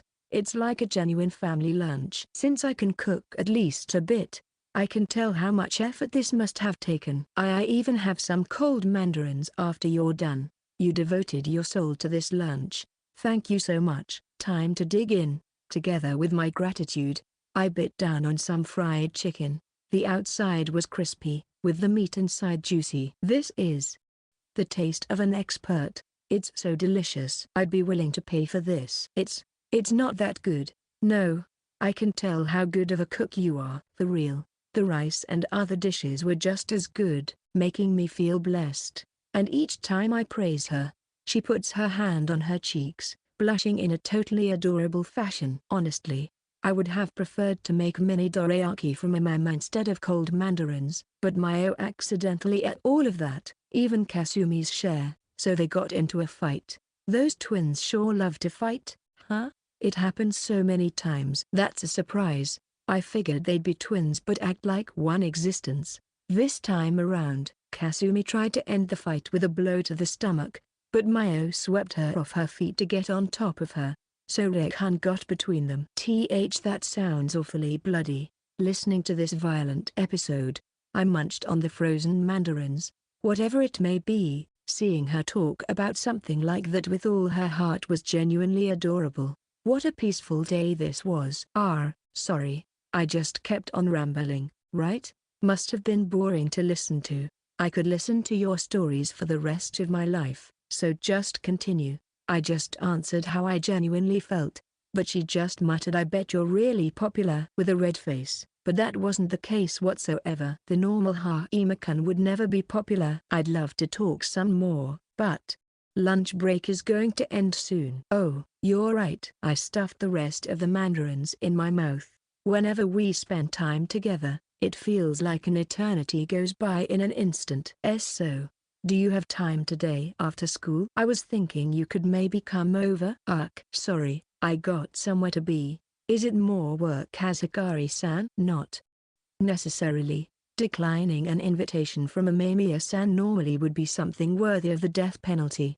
However, I just made a promise before today. I have to help Hibari with her Lolita contest, and the deadline for the first round is tomorrow. So, I'm going to see her today after school. I did say I'd teach her the ways, so I can't go back on my word. That said, Hibari's hobby is supposed to stay a secret, so I can't really explain much to Amamiya-san. Now that I think about it, didn't she get interviewed by Hibari this morning? It never came up in the conversation, so I completely forgot. Hibari mentioned she decided to make it the early morning because the lunch break might not be enough for everything, and there was a chance she might have to jump in at work anyway. On a side note, our school does allow part-time jobs like that, and she apparently wants to keep both that and her work at the student council. I guess that's to be expected. Either way, this means that the two of them must have met by now. Although, I don't think I can already tell her about Hibari's secret. Haimakun, you don't have to tell me. It's your life, after all. Since I was lost in thought for so long, Amamiya-san let it slide, kind as she was. She put her hair over her ear, smiling faintly. It's a shame, but could you maybe make some time for me another day? The others would be happy to see you again. Of course, why wouldn't I? Rekan also said he wanted a rematch with you, so that I'd like to withdraw from. He might actually come at me with a knife. But either way, since I got to enjoy Mamiya-san's wonderful lunch, I could prepare for the afternoon with plenty of energy. Now then, regarding the Lolita contest, it wasn't actually something on a small, local scale. Instead, it was a national competition. The number of participants even reached up to 3,000 at least, and among the Lolita girls, there was no greater chance to leave their name down in history. Not only that, but Candy in the Candy Pink even acted as a sponsor. As a result, the judges seemed to be rather strict, too. There even was a year where they didn't find someone they deemed worthy of being the winner. That demonic judge even earned herself the name Butterfly Hatakuma, and she's regarded as one of the legends of the Lolita world. Even her name sounds strong, and craziest of all, Hibari and I are going to challenge this very contest. Senpai, I wrote a speech for the contest. Do you mind reading through that? Yeah, of course. Hibari opened her school bag and took out a manuscript of 2 pages and roughly 400 letters. I immediately proceeded to read through that. We sat in the same cafe as before. We decided on a location away from the school in order to protect our secret. We sat near the window on the sofa, facing each other like the last time. It was faintly raining outside, and I could hear the raindrops hitting the window. We already finished ordering, too. I got a Coke and Hibari got her cream soda. By the time I had finished reading her text, the owner of the cafe with his mustache approached us and said, "This is on the house, my younglings," and gave us some cookies. He sure is something else. How does it sound? I think it's good. Your writing is so good, though. I voiced my admiration and gave her back the paper. The first round of the contest was mostly a selection through writing, although it wasn't something similar to an actual resume. They wanted to see a profile with a few photos in Lolita dresses, as well as a text where you talk about what Lolita means to you. The deadline for this is tomorrow, and they will announce the results within a week. We were pretty late to it, though, and the deadline had been announced a while ago. For the photo itself, we had the help of the Pink store manager, which took us all of Sunday to get done. Of course, the photo is pretty important, but the text can't be ignored, either. You never know what really hits the judges. That said, the text Hibari wrote showed her genuine love for Lolita outfits. She closely depicted her first encounter with Lolita fashion. I'm pretty good when it comes to writing. I aspire to become a writer for fashion magazines in the future. Oh, really? It's nice to have a dream like that. Just like Reika, who wants to become a professional photographer. Why did you decide to become a writer? Do I really have to tell you? I'm not going to force you to tell me. I never said that. She never lets down her guard. Huh? Can't she even have a proper conversation? I wasn't even sure how to respond now, as Hibari reached for the cookies. Do you know Make a Little by any chance? The magazine? Yeah. I also grabbed a cookie, nodding along immediately. Of course, I know about it. It's the very magazine I read during class today, which had a special article in pink. I'm a passionate reader of that magazine. Especially the monthly serialization of Lolita and Me is my favorite, and I always wanted to join the magazine to write about that myself, she said, and added, although I bet my parents would be against it at the end. Thinking about it, I guess my parents are a big part of my existence as Hikari, since they wholeheartedly supported me from the moment they found out. Both of them just go their own way in life without caring about what others think. I can already see you becoming one. I do like your writing, you know. Being praised by you doesn't make me happy whatsoever. Hibari averted her face, but I could tell she was flustered because her ears were red. This must be the Tsun dear, right? Either way, the way this shrouded venomous princess opened up was just like how the Amamiya twins grew close to me. She's like a kitten that's careful but really attached once you get through to it. I decided to follow up. Now I'm looking forward to your interview with Amamiya-san. I hope you show everyone how adorable and charming she is. If she finished the interview this morning, it'll probably end up in the next issue of the newspaper. It's going to be at the start of next month. Then I would think she's busy with her part-time job and the contest as well, but I can't wait to read it. Meanwhile, Hibari sipped on her soda with her straw and gave me a dubious look. Say, are you and Amamiya-senpai dating? PFFFT. I almost spit my Coke all over the table. It even got in the wrong pipe and I started coughing violently. Dating Amamiya-san? Being boyfriend and girlfriend. I thought she was your girlfriend. Was I wrong? Why would you think that? First Mukage, now her. During the interview, all she did was talk about you. See, how amazing of a person you are. How kind you are, how you always look after others. Ugh. What kind of reaction is that? I could feel my chest tightening up as I fell over on the table. But Hibari's assault continued. So, are you two going out, or not? No. Of course not. We're just friends. Oh? What's that reaction about? Oh, it's just Hibari pouted and then mixed up some of her cream soda to get back on the main topic. If there aren't any problems with my text, then I'm going to hand it in later. I'll let you know about the results next week. Alright. We already finished exchanging our contact information, so that won't be an issue.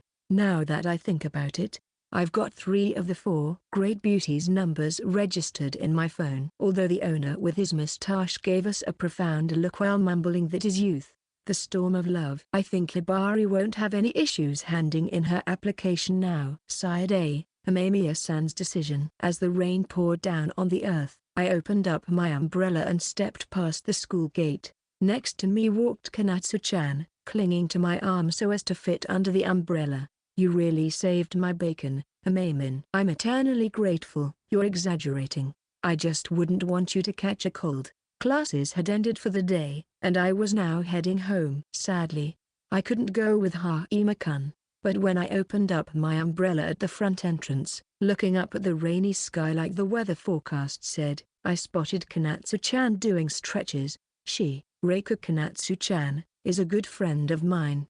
She's got a slender physique any girl would be jealous of, large round eyes, and a charming fang she showed at every smile that reminded you of a sunflower. Then add her chestnut-colored short hair that she had tied up to her right into a bun. On her hair shone a hairpin in the shape of a lightning strike. She always wears it, just like my teardrop-shaped hairpin, so I bet she's taken a great liking to it. This hairpin I got from Haima-kun is like my own treasure, and she even praised me for it, saying it looks great on me. Yet, why is she now doing stretches like this? Well, the answer wasn't all that surprising. I forgot my umbrella, so I was thinking I might as well run home. So she said without hesitation. Unlike me, she's athletically talented, so I can totally see her dashing through the rain like it's no problem. the rain isn't as strong right now, and even Haima-kun sees her as some kind of monster in that regard. That said, I also can't just abandon her here, either. So, I told her to join me under my umbrella. I do feel bad she had to make do with such a shabby one, but I've never had an experience like this, so I was kind of looking forward to it. I did a rain dance, hoping it wouldn't rain, but Kanatsu-chan, a rain dance is when you try to make it rain. Oh? So maybe I should have made a Yubuzu instead. Then again, maybe it's a good thing that it started raining. A good thing? Because I get to share an umbrella with you like this, she said with a smile that it made my heart warm up. I've never done something like this before, after all. That said, her following comment completely threw me off balance. Still, I expected you to go home with Hair-kun. You know. Aren't you always together after school? Yeah. Well, he seems to have been busy today. Something other than his work, no less. I would be lying if I said I wasn't curious, but I didn't want to push myself onto him. Kanatsu-chan probably wanted to cheer me up, saying we should take a detour on the way home. A detour? For high school girls like us, we got to do a bit of a detour, right? It's common sense. Ah, really? Since I was a bit shy and never had many friends, I never heard about that before. I should ask Haima-kun about this tomorrow. Meanwhile, even as Kanatsu-chan stepped into a puddle of water, she just continued to smile. You know, I found this great cafe the other day. The owner is such a weirdo, too. Let's check it out. I never really went to cafes and all that. I'll treat you to something you like, then. You don't have to. I can pay by myself. Don't sweat it, just let me repay you for helping me as my model. It was you guys that helped me save the photography club after all. It was the favor of a quiet time. I think she meant favor of a lifetime. There's nothing quiet about this. I guess her language skills are still a bit iffy here and there. Because she's the only club member of her club, it was in danger of being abolished. So she needed me as a model to help win a contest. I was worried if I could even do my job properly, but because she's so skilled as a photographer, she apparently ended up making it high in the contest, too. She sadly didn't win, but it was more than enough to let her club continue. I'm glad we could help her avoid that fate. Actually, I'd like to celebrate your great result with you instead. This and that are different. We can do that another day. We promised we'd all celebrate her results as the three of us another day, and then changed our direction toward the cafe. Where was it again? I think it was right. That's not a street we can cross. Kanatsu-chan. I worriedly followed Kanatsu-chan until we reached a quiet back street. There, I could see the store in question. On the blue billboard at the top, it read Cafe Blue Spring. That must be the place, right? Ah, I found it, Amaemin. Koharu-chan reached out her arm from beneath the umbrella. The greenish wooden door gave it a retro feeling, and the outer windows allowed you to see inside. We walked closer toward it when I swallowed my breath. Haima-kun and Hibari-san. I spotted two familiar faces sitting near the window. Hibari-san had ordered the cream soda, her expression looking a lot more calm and pleasant than when she interviewed me this morning. And Haima-kun made it look like they were getting along pretty well. Have they always been this close? What relationship do they have? Anyway, It's Hibarin and Hair-kun. Didn't expect to see them like that. I was surprised at how shaken I felt seeing them together, as Kanatsu-chan watched them through the glass. Wow, I've never seen Hibarin with that kind of face. Usually, it's always a poor expression. Sour expression. Right? I feel bad for the people with that kind of expression, but honestly, commenting on her grammatical mistake was just a means of escaping the reality I was met with. According to Kanatsu-chan, she and Hibari-san had attended the same middle school, and when she avoided losing her club, she also got interviewed by Hibari-san. Amaemin, are you okay? The umbrella's shaking. I am fine. Totally fine. You're not fine at all. Come over here. I couldn't hold the umbrella straight, which is why we started getting hit by the raindrops. She then pulled me along, dragging me under the roof of a closed shop nearby. Putting away the umbrella, I sank to the ground. Oh no, Kanatsu-chan, what if those two are going out? I remembered how Kasumi and the others warned me about Haima-kun being stolen. Since Hibari-san is so collected and attractive, She looks on the same level as Hikari, so I couldn't stop myself from thinking about the what-ifs. Is this what it means to be jealous? I could still vividly see the two facing each other. My chest hurting. Not happening. Never ever. I can tell you that much. Yet, Konatsu-chan immediately denied my assumption. Hair-kun keeps going on about you being the cutest girl in the whole world. He'd never cheat on you. Cheat. But we're just friends. That's right. We're just friends, so I have no right to meddle with his private life and who he meets in his free time. I won't be able to guess what kind of relationship they have, either way, but as an outsider, it genuinely hurts. I subconsciously reached for the pin in my hair until I became cuter, until I became more confident to stay by his side. I didn't want to tell him about my feelings. But, Konatsu-chan, lately, I've been really selfish. You are? I keep thinking that I don't want anybody to take Hime-kun from me. I'm greedy and selfish and Hime-kun might start hating me at this rate, I grumbled in a teary voice. As I buried my face in my knees, Konatsu-chan crouched down next to me, looking into my eyes. The hair she had tied up at the side of her head swung up and down. And then there was the distinct scent she gave off. She then opened her mouth, talking like it was nothing special. That's the cutest kind of selfishness in the whole world. See, cute selfishness? Yeah. If you tell him about how you feel, Hair-kun would be beside himself with joy. Be beside himself? So he won't hate me even if I told him? In fact, he would be happy? If you want to try and confess to him, I've got your back. I'm all for supporting my friend's love, Konatsu-chan. So, what do you want to do? Konatsu-chan rested her head on her palm, looking at me. Looking at her like this, she's just as charming of a girl as Hibari-san. Even so, the cutest girl I know will always be Hikari, and I feel bad for even comparing the two. Of course, Konatsu-chan probably knew about my response, and because she did, she was waiting for my answer. Honestly, she's wasted on me. I closed my eyes once and imagined Hime-kun. How he normally looks, and then when he's working as Hikari. I love both of them so much, I could easily make this decision. I want to be his girlfriend. I was so embarrassed and anxious because I clearly saw myself as unfit, using a voice that it was almost drowned out by the rain. My whole body felt hot like my blood was boiling.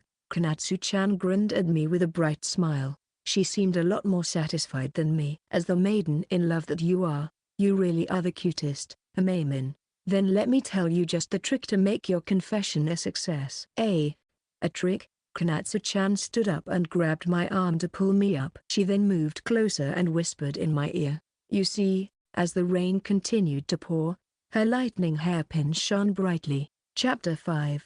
We appear to have a double booking. Once classes come to an end, some immediately rush out of the classroom, whereas others indulge in exciting conversations with their friends, creating a bit of background noise. As for myself, I would put away all my necessities and then talk about this and that with Mukage. Well, it often boiled down to him bragging on and on about his girlfriend. The photo he had just gotten sent by her showed a line of ants, and Mukage apparently found that so funny that he almost fell for her again. Or whatever the topic was today. Can he not see me not caring whatsoever? No, seriously, ants? My girlfriend is just the best. Even back in elementary, I had no idea why things like these tickled your funny bone.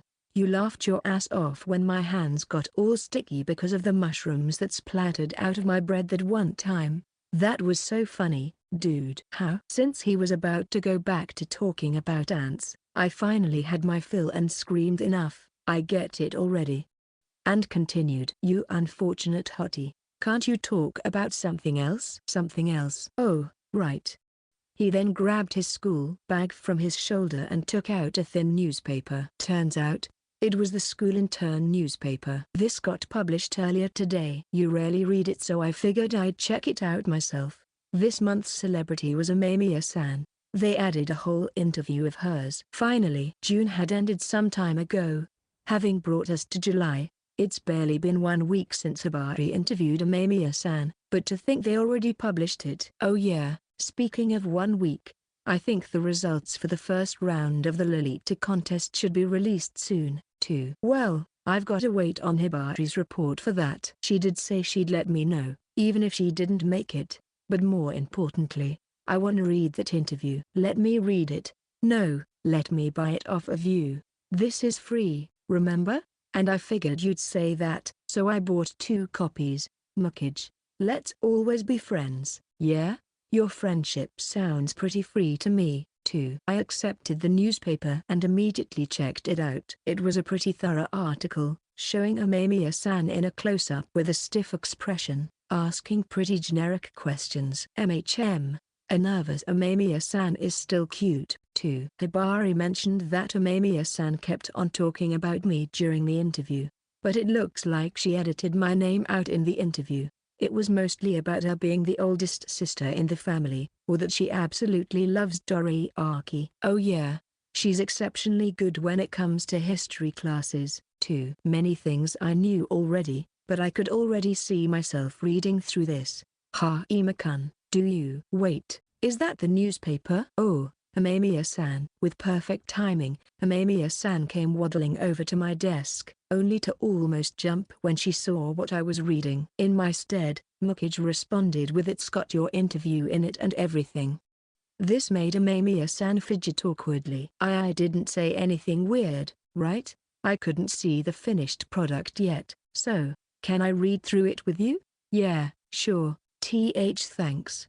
I was planning on giving it to her, but she suddenly moved behind me, crouching down to read through it together. In other words, her face was right next to mine, so much so that our cheeks almost touched. What is going on? Oh, they even added a big picture. She also seemed to feel rather awkward in this situation, aware that this wasn't normal. For the past week or so, she's become rather bold toward me, being proactive about everything, or maybe it was just my imagination. And when her long arms, in full sight because she wore her summer uniform, appeared from beside me, I almost died a second time. Whoops, maybe I'm third-wheeling right now. Not at all.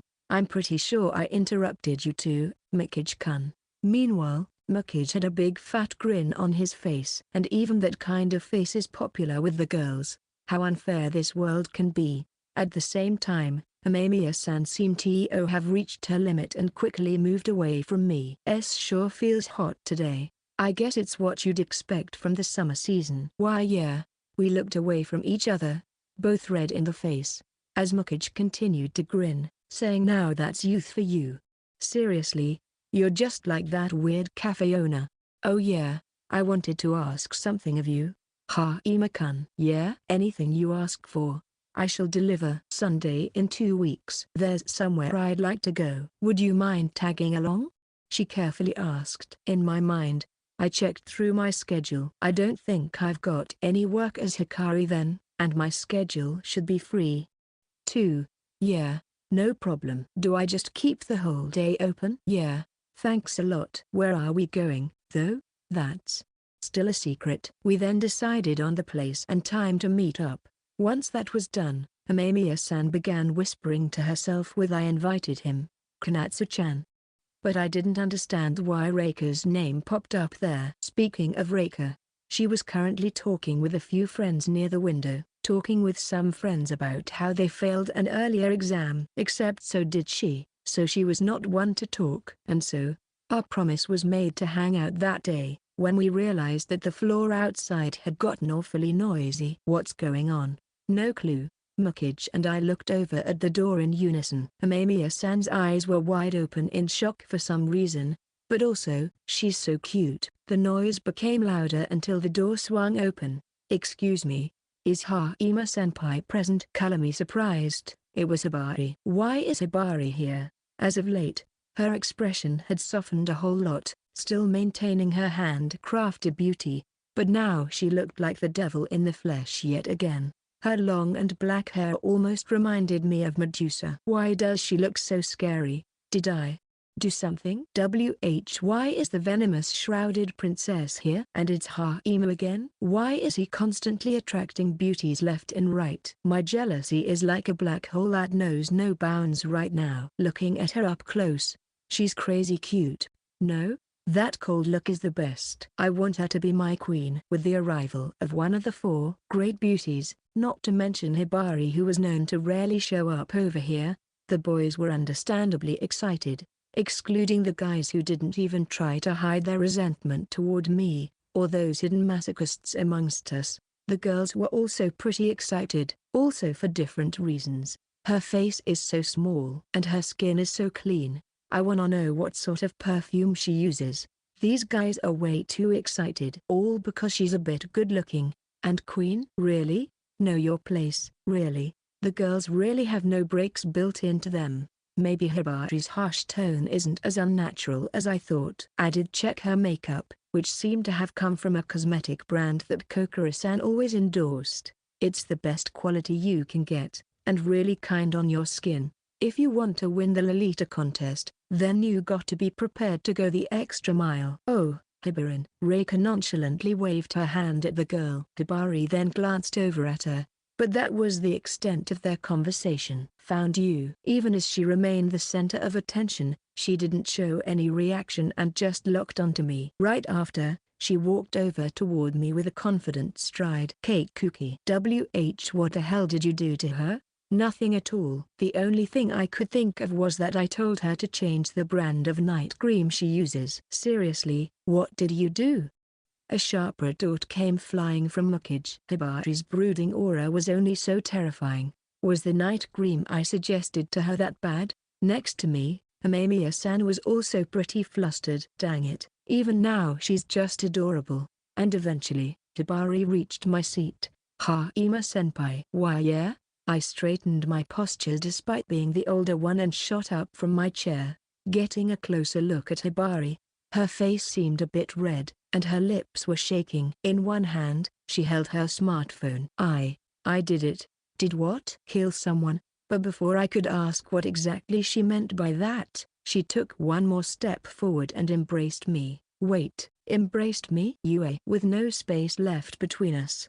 A scent different from Amemiya-san's detergent, probably something like citrus, tickled my nose, said Amemiya-san looking at us with dead eyes. I was probably pale in the face, too, and so were all our classmates. It's like this was a scene from a black and white movie. The only one having any semblance of a reaction was Reika, who facepalmed so hard I could hear the slap over here. A beauty like her. A warm embrace, my breath, stolen all. Cookie. My shock ran so deep that I started coming up with a haiku to cope. I was, as you could probably tell, in a state of disbelief. But, I had to get a grip soon. Hibari, could you just give me some space for now, huh? Hibari must have returned to her senses thanks to my plea. As her eyes shot open, she immediately moved away from me like she got pulled off the stage. How could I have done something so frivolous? So she said, showing her usual self. She went quiet and fixed her expression, looking at me like I was in a job interview. I'm sorry for causing such a ruckus in your class. Please forgive me. Well, I don't mind, but what was all that about? What happened? It's a bit hard to talk about here. It's about that, so could we change locations? There can only be one thing she's talking about, the Lolita contest. Though the way she talked about it made it seem like we were some spies behind enemy lines. And yeah, it might be best to get out of here. Or so I thought, but Amemiya-san suddenly screamed. Wait. Could I come with you then? She asked, which surprised me, to think she would actively participate in the conversation, considering her shy personality. But the way she whispered to herself, at this rate, he's going to be taken from me. I could tell how serious she was. And when Hibari picked up on that mumbling, her reaction changed. What is this all about? Does she think Hibari's going to kill me? I don't think it'll be that bad. No, that's not what this is about, Cookie. Huh? Can you not read my thoughts, Mukage? And don't revive yourself by doing that. It's not hard to tell what you, someone who lacks romantic experience, would be thinking at a time like this. You sinful cross-dressing boy. You, if cuteness is a crime, then lock me up. Sir, I'm sorry for being cute. Hearing my genuine apology, Mukage let out a deep sigh. I swear. Leaving your damn disease aside, if it's something that Amemiya-san can listen to, Then you should have her listen. No clue what kind of connection you and Hibari-san got, but I'm not gonna ask about it. So you say, but, for that, I would need Hibari's permission. Personally, I would like to have Amemiya-san's request granted. Hibari seemed to think about it for a moment. If it's her, I don't mind. Hajime-senpai seems fine with it, too, and I could tell at the interview that she's not someone to go around telling people's secrets. Thank you, Hibari-san. Sorry to force my way into this. It's fine. Amemiya-san voiced her gratitude and apology, which left Hibari with a complicated expression. Still, having two beauties stand next to each other like that definitely created quite the scene. It was like medicine for my eyes. And not to forget about Reika. It's one hell of a coincidence to have all these beauties here, and it'd be even crazier if I was cross-dressing as Hikari, too. Alright, then let's move. Going to that cafe would have been fine, but I just wanna know about Hibari's results. So we moved to the old school building. Our classmates have also slowly returned to the world of color, as Hibari, Amemiya-san, and I left the classroom. The moment the door closed, I could hear them screaming violently like a flock of birds. I'm just going to leave that whole mess to Mukage and his skilled communication, and Reika, but I'm not holding my breath. We then moved directly to an empty room in the old school building, which was completely barren with no chairs or desks. Hibari and I faced each other, our expressions tense, as Amemiya-san looked over my shoulder. A restless Amemiya-san is just the cutest. Every single gesture she throws at me just hits me really well. I can't make fun of Mukage. In my mind, I apologized to her when Hibari showed me her phone screen. You might have already guessed, but this is about the Lolita contest. I made it past the first round. On the screen, it showed an email from the management team of the contest. Dear Hibari Q-Car, entry name, Cumulonimbus Cloud. Thank you very much for applying for our contest. Regarding your entry for the first round, you have made it one step closer to becoming the #1 Lolita girl. Congratulations. For the next round, you will be meeting the judges directly on the final stage. Please fight with all your heart. That sounds like quite eccentric writing. It sounds more like the narrator for a death game. Congrats, Hibari. You did it. Either way, she managed to win. So that's good. And when I congratulated her, her cheeks softened up. It might or might not be thanks to you. Which is it? I wanted to thank you. She really can't be honest whatsoever. So twisted, like always. Then again, I was used to that attitude by now, so I just shrugged my shoulders. However, the same couldn't be said about Amemiya-san, who had multiple question marks above her head. Lolita? I'm sorry. You've already lost me. Oh. So she doesn't even know about Lolita fashion? Well, she looks cute no matter what she wears, so she can be this dense about fashion. I was wondering about how to even explain it, when Hibari seemed like she made up her mind, bringing up her smartphone, and taking a step toward Amemiya-san. Lolita fashion? Is fashion like this? She showed Amemiya-san the photo of herself in a Lolita dress that she sent in for the first round of the contest. Her whole body was clad in black. She wore a one-piece with bubbly sleeves, and 3 ribbons on her chest going from big to middle to small-sized. Her skirt was also black with a water droplet pattern, and white laces attached to it that created a youthful look amongst all the black color. She had also curled up her hair to give it more volume, adding with a black bonnet. A bonnet was mostly used for servants in history, and this version also revealed her forehead, pushing back her hair. With her drawers and hoops skirt, it was like the perfect image of a Lolita. Adding to that, she lifted up her skirt with one hand as she looked into the camera, her face hidden by a black cat mask. I could look at this forever. Really, it's such a great shot. You could tell how handsome she was even though the mask hid most of her face.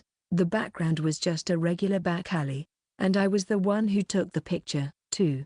Of course, it would have been better to let Reika handle the photo shoot in a professional studio, but explaining all that to her would have probably not ended well. So after snapping several pictures, we went with the best one, and to even reach that point, we, as in Hibari, the store manager Melin, and I, held several meetings in the Pink Branch store. Below, You can see a short snippet of that. Personally, a full pink outfit like the one you wore last time would look great.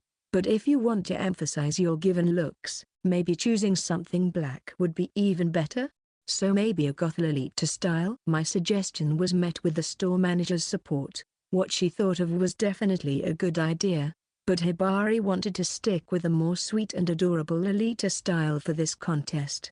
As I told you before, I would like to try a goth Lolita fashion eventually. But for this one, I want to wear my favorite style instead. Alright. Your own personal feelings are the most important. After all, why not go with a regular black Lolita? There's not much, but I've got something to add myself. That sounds good. I agreed. A regular black Lolita and goth Lolita both used dark colors as their base. For that reason, you might see them as the same kind, but there's a distinct difference. Or that's what I read in a magazine, at least. You keep the theme of cuteness from the sweet Lolita style and just use black colors. If you add gothic elements along that, it becomes a goth Lolita. The more I look into this Lolita world, the deeper the rabbit hole goes, I feel like. Then, let's go with that. And you too, yeah. We're gonna create the best outfit for you, Tabari. Oh, of course. Since she still couldn't be honest, I just gave her a thumbs up. The store manager observed that and uttered hee hee. That's youth for you. Is this one line somehow in trend right now, or why does everybody say that? And so, leaving aside my ability as a photographer, we managed to create a great photo through the use of a good model and outfit, allowing Hibari to pass the first selection. As for Amamiya-san's reaction, wow. She stared at the photo, her cheeks red in excitement. That's amazing. You look so cute, Hibari-san, almost like a foreign princess. It's wonderful. She was so excited, she lost all hesitation. This kind of adorable reaction completely washed over my heart. She's like an angel. She might have really fallen down from heaven. A princess. Even Hibari was practically speechless in the face of such reaction, trying to make excuses. It's just because of the outfit. Not at all. These clothes look great on you exactly because you're so cute. Hey now, what about your usual harsh tone, Hibari? I'm starting to understand why Haima-senpai keeps calling you adorable. Although, it makes me feel like I've lost, Hibari exclaimed with a conflicted expression. What is she even fighting here? Still, seeing her falter in the face of Amamiya-san was a refreshing sight. Hibari then let out a sigh to get back on track. Anyway, I wanted to tell you that I'd passed the first selection, as well as discuss the plans for the final round, which is why I came looking for you. Yeah, true. Gotta prepare while we have the time. Do we know when the final selection will happen? Please take a look at this. Apparently, the ones who passed the first selection received a separate email for that. She sent it over to me, so I quickly read through it. I see. A stage performance is about what I expected. This time around, they wanted to see the Lolita fashion in the flesh. The participants would have to stand on the stage to show off in front of the judges, consisting of influential individuals of the Lolita world, one of them being Butterfly Hat Akuma-san. And apparently, there are plenty of other managers from brands who will be watching, too. The performance itself will be streamed for free online, with the viewers being able to vote for the winner. Since this event gets at least 10,000 viewers each time, it's not just something that's happening behind locked doors. The votes are then counted together with the votes from the judges, and the results are announced usually on the same day. Basically, a new top girl of the Lolita world is chosen on the same day. Everything is decided on stage. Guess we gotta work through an even better outfit this time. Yes, absolutely. Where and when is it happening? I'd be happy if we at least got a few weeks. And if I can make time for the actual day. Helping her change into her clothes is allowed for a limit of one person, so I plan on being there on the day. I'm already a part of this, so I gotta push her until the very end. I doubt she's got anybody else who can support her like this. Of course, there's the manager of the branch store, but she's busy with her work. Not to mention that she told Hibari to prioritize the contest, too. Apparently, the manager even won that contest in the past, so she didn't feel right coming there again. And imagine my shock when she so nonchalantly revealed that information. Having you there would Maybe be reassuring. Again with that? She pouted. Amamiya-san seemed to struggle with the Hibarian language. Anyway, the place and day. I looked through the email myself. Found it. It's the music hall in town. That's rather big for the venue. And the day it's held is Sunday in 2 weeks. That's not as much time as I was hoping for. Wait a second. Sunday in 2 weeks? Wasn't that? I started thinking and turned toward Amamiya-san, who looked at me in shock. That baffled expression is so cute, but that's not important. Isn't that the day I promised to spend with Amamiya-san? Amamiya-san. Ima-kun. We looked at each other, to which Hibari gave us both a dubious look. What is going on? Have you two already made plans that day? Why yeah, something like that. Well then, don't worry about me and prioritize those plans. Even without your help, I will handle myself just fine. I can't just squeeze myself in there. I mean, she's right. But I still didn't know what to say. No, you can't do that. The stage is much more important, right? There, Amamiya-san immediately protested. She formed a fist and pleaded. If you need Ima-kun's help to prepare for the stage, then don't worry about the promise he made to me. Granted, the day was supposed to be the special day I'd jump across my shadow, but special day? Jump across your shadow? Forget I said anything. She suddenly turned bright red. I guess I should not question her about that. It doesn't have to be that day, too. Just forget about it. The contest is a once-in-a-lifetime thing, right? But I can tell how important it is to you, so I wouldn't feel right forcing my own convenience onto you. Please don't mind me, senpai. It doesn't matter about who came first. I think your stage appearance is more important. But I think you should prioritize your own promise with him. No. Ima-kun should go to the contest venue. He should go with you, instead. Right. It sort of feels like two beauties are trying to push me onto the other. It's odd. In any other scenario, you'd think they start fighting for me. They're both good people, I swear. But what do I even do in this situation? I do want to keep my promise to Amamiya-san. She said that it doesn't have to be that day. But she went out of her day to tell me that specific date. So I feel like there's more to it. And when we talked about it in the classroom, she said that the place we'd be going to was a secret. But hearing about it now, it was actually the nearby forest park. I went there before as Hikari for a photo shoot, and it's the place we happened to meet by coincidence. It's also the place Reika chose for the photo shoot. That's around a 10-minute walk from the venue.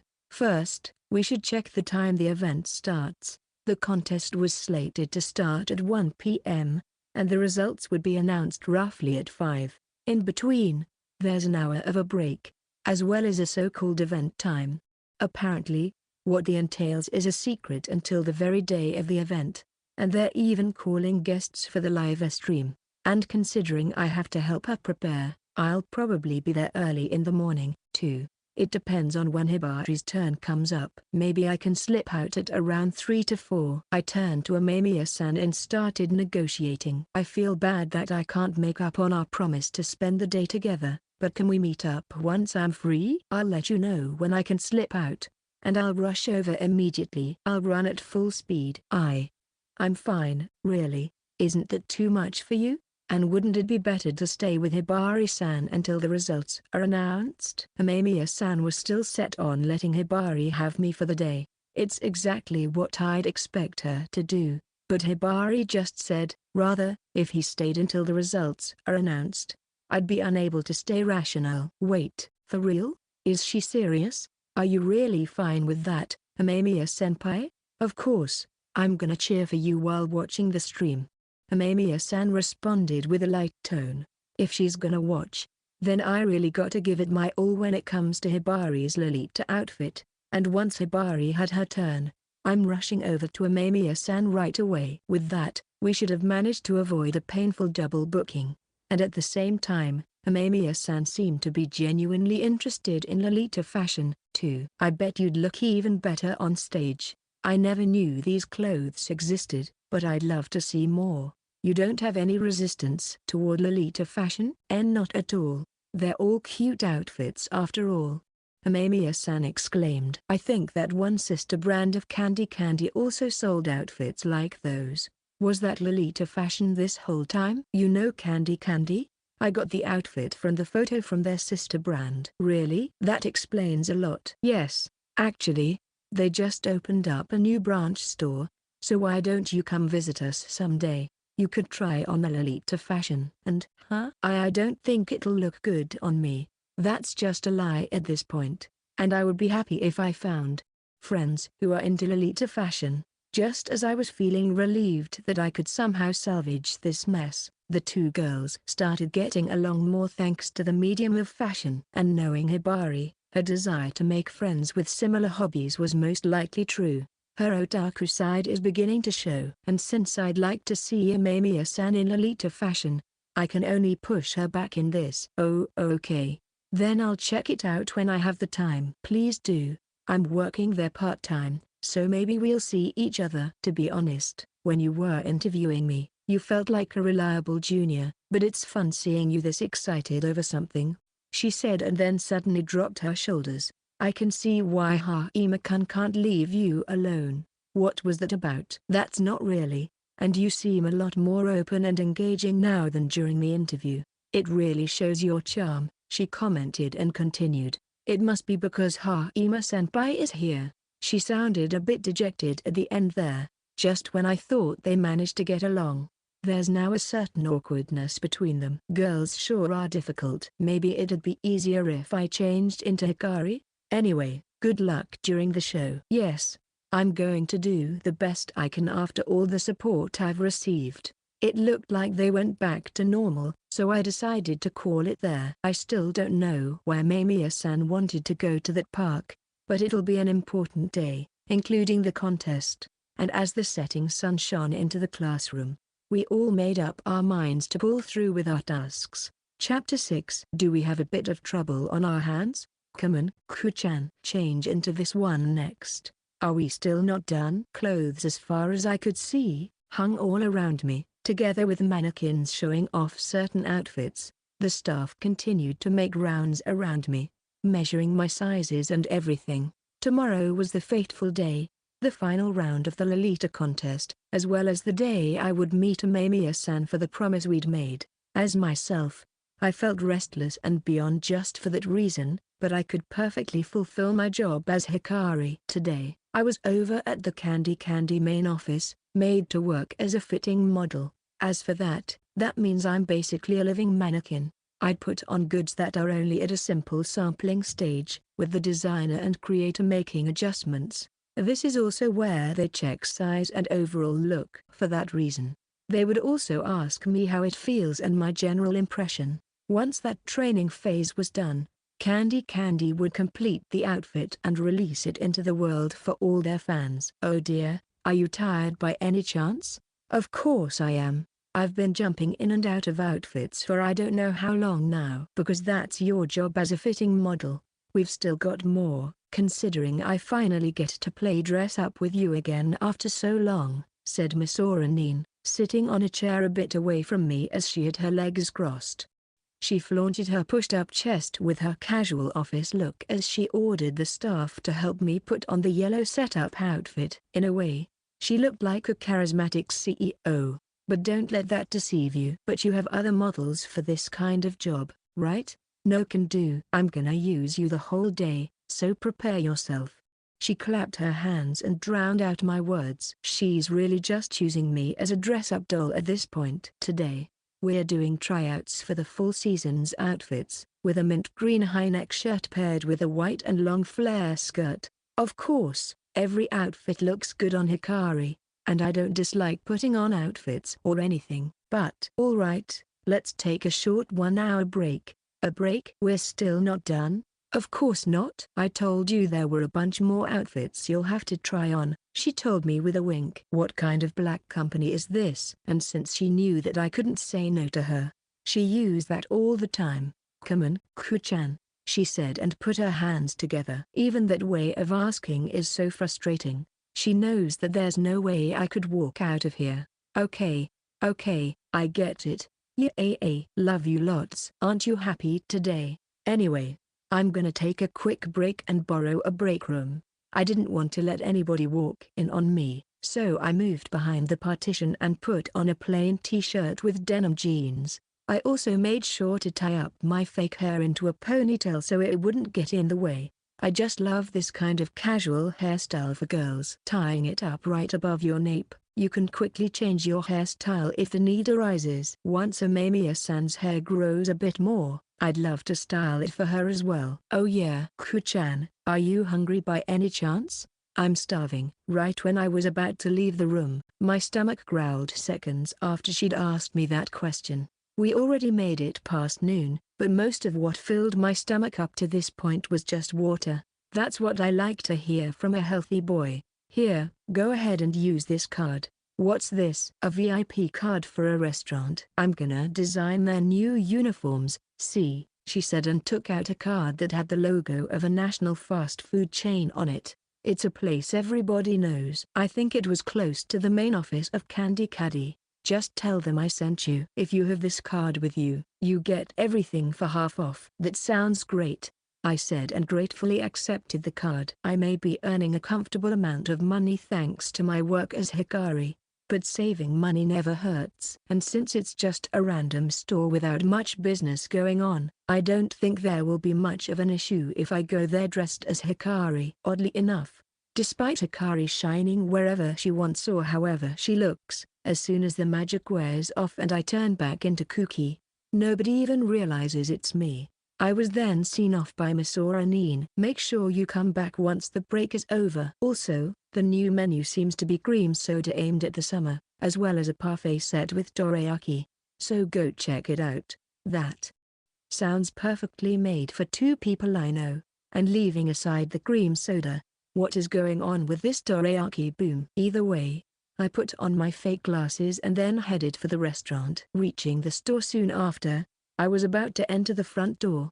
But before I could do so, I saw a flyer hanging on the door. Oh, they're even advertising it here? It showed an illustration of a girl wearing pink sweet Lolita fashion, advertising the upcoming Lolita contest. It even had the date written on it, as well as the link to the official website. They probably wanted to get as many viewers as possible. And if I had to guess, Candy most likely had their hand in this. I wonder what Hibari's up to right now.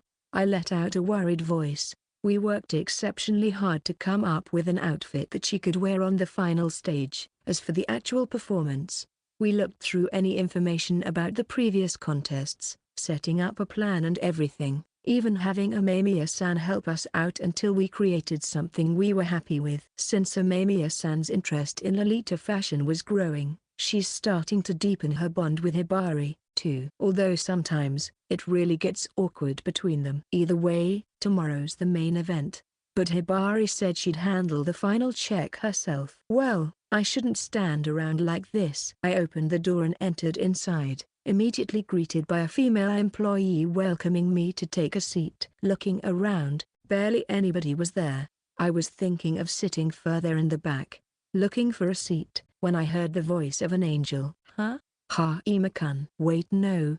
It's Hikari-san right now. Sitting behind a large plant, Amemiya-san peeked out and looked at me. She seemed to be here by herself. As always, I immediately proceeded to check her outfit. She wore a white t-shirt with English letters written on it, matching it with an oversized pink shirt, as well as a short denim skirt. Her bare legs were a dazzling sight, rounded off by white sneakers. Excuse my rudeness, but her outfit is actually great right there. And it's street fashion I'm not used to. Must be some old outfit. Even her makeup and Mickey orange eyeshadow were great. As for what I'm trying to say, she's cute. So fresh and cute. Should I call you Hikari-san?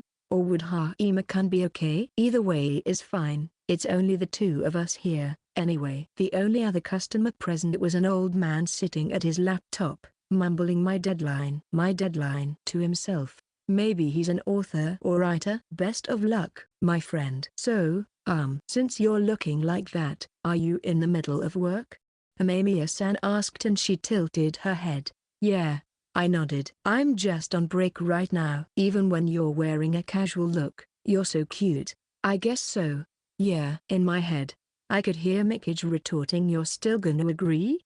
but I don't know the vocabulary known as modesty. All there is confidence. What brings you here, Amamiya-san? I'm not used to seeing that kind of outfit on you. And it's really cute. Cuter than anything I could wear. Huh? I mean, as long as it doesn't look weird. Yes. Steam started rising from her head as her face turned beet red. The way she sometimes turns all polite is just the best. Since I'm here already, mind if I join you? No, please do.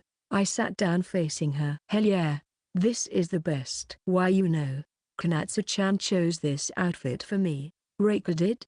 We went out shopping today, and since I can't really buy all those expensive clothes, she took me to a second-hand shop. Looking at her side, I could see 2 shopping bags. One must have her outfit from before, the one she wore when she left her home. Looking inside, the sleeves of her shirt had the design of a crab. A crab? The long skirt below was almost dazzlingly pink with neon lights in the shape of crabs. Speaking of that very Reika, she seemed to have jumped in for an injured basketball member, disappearing with the words, "I can hear someone calling for Reika-chan's help." I'm sorry, Amamin. What are you, some military hero? And so, Amamiya-san decided to stop at a family restaurant on her way home, probably because of the dorayaki parfait. Still, if you were going to buy clothes, you should have said something. I would have tagged along. This was my selfish wish and my personal desire. Granted, since I had work today, I might not have been able to make it. But still, to think Reika would steal my one job. But as I was feeling bothered, Amamiya-san just started panicking that, well, I wanted clothes to wear for tomorrow, so I couldn't really ask for your help. Huh? Oh, that's why? So you're telling me she's going to dress up just for me? Oh man. Now that's embarrassing. I'm even fumbling over my own words now. I used a bit of my allowance and went to the candy shop. Of course. What you'll see tomorrow is something new. Ah, really? Man, I can't wait. I mean it. I'm really excited for tomorrow. Well, it helped that we met like this today, she said with a red face, making me blush all the same. Is this what you would call a sweet atmosphere? But ending up like this just while being friends, isn't that weird? I mean, that's exactly what we are. But still, apologies for the wait. What would you like to order? As we both went silent, wondering what we should talk about, the employee approached us. It seems like Amamiya-san was about to order herself before I got here. As expected, she went with the parfait with dorayaki, and the cream soda set, so I used a high-pitched voice to order the same.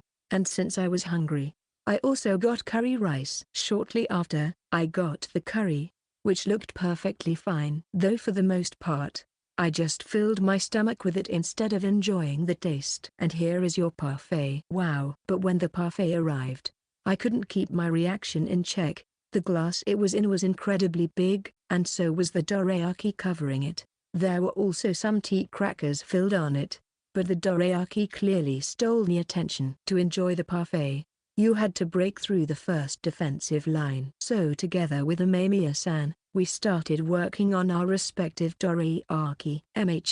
Delicious. Yup, the chestnut dorayaki from Amama is a bit different from this one.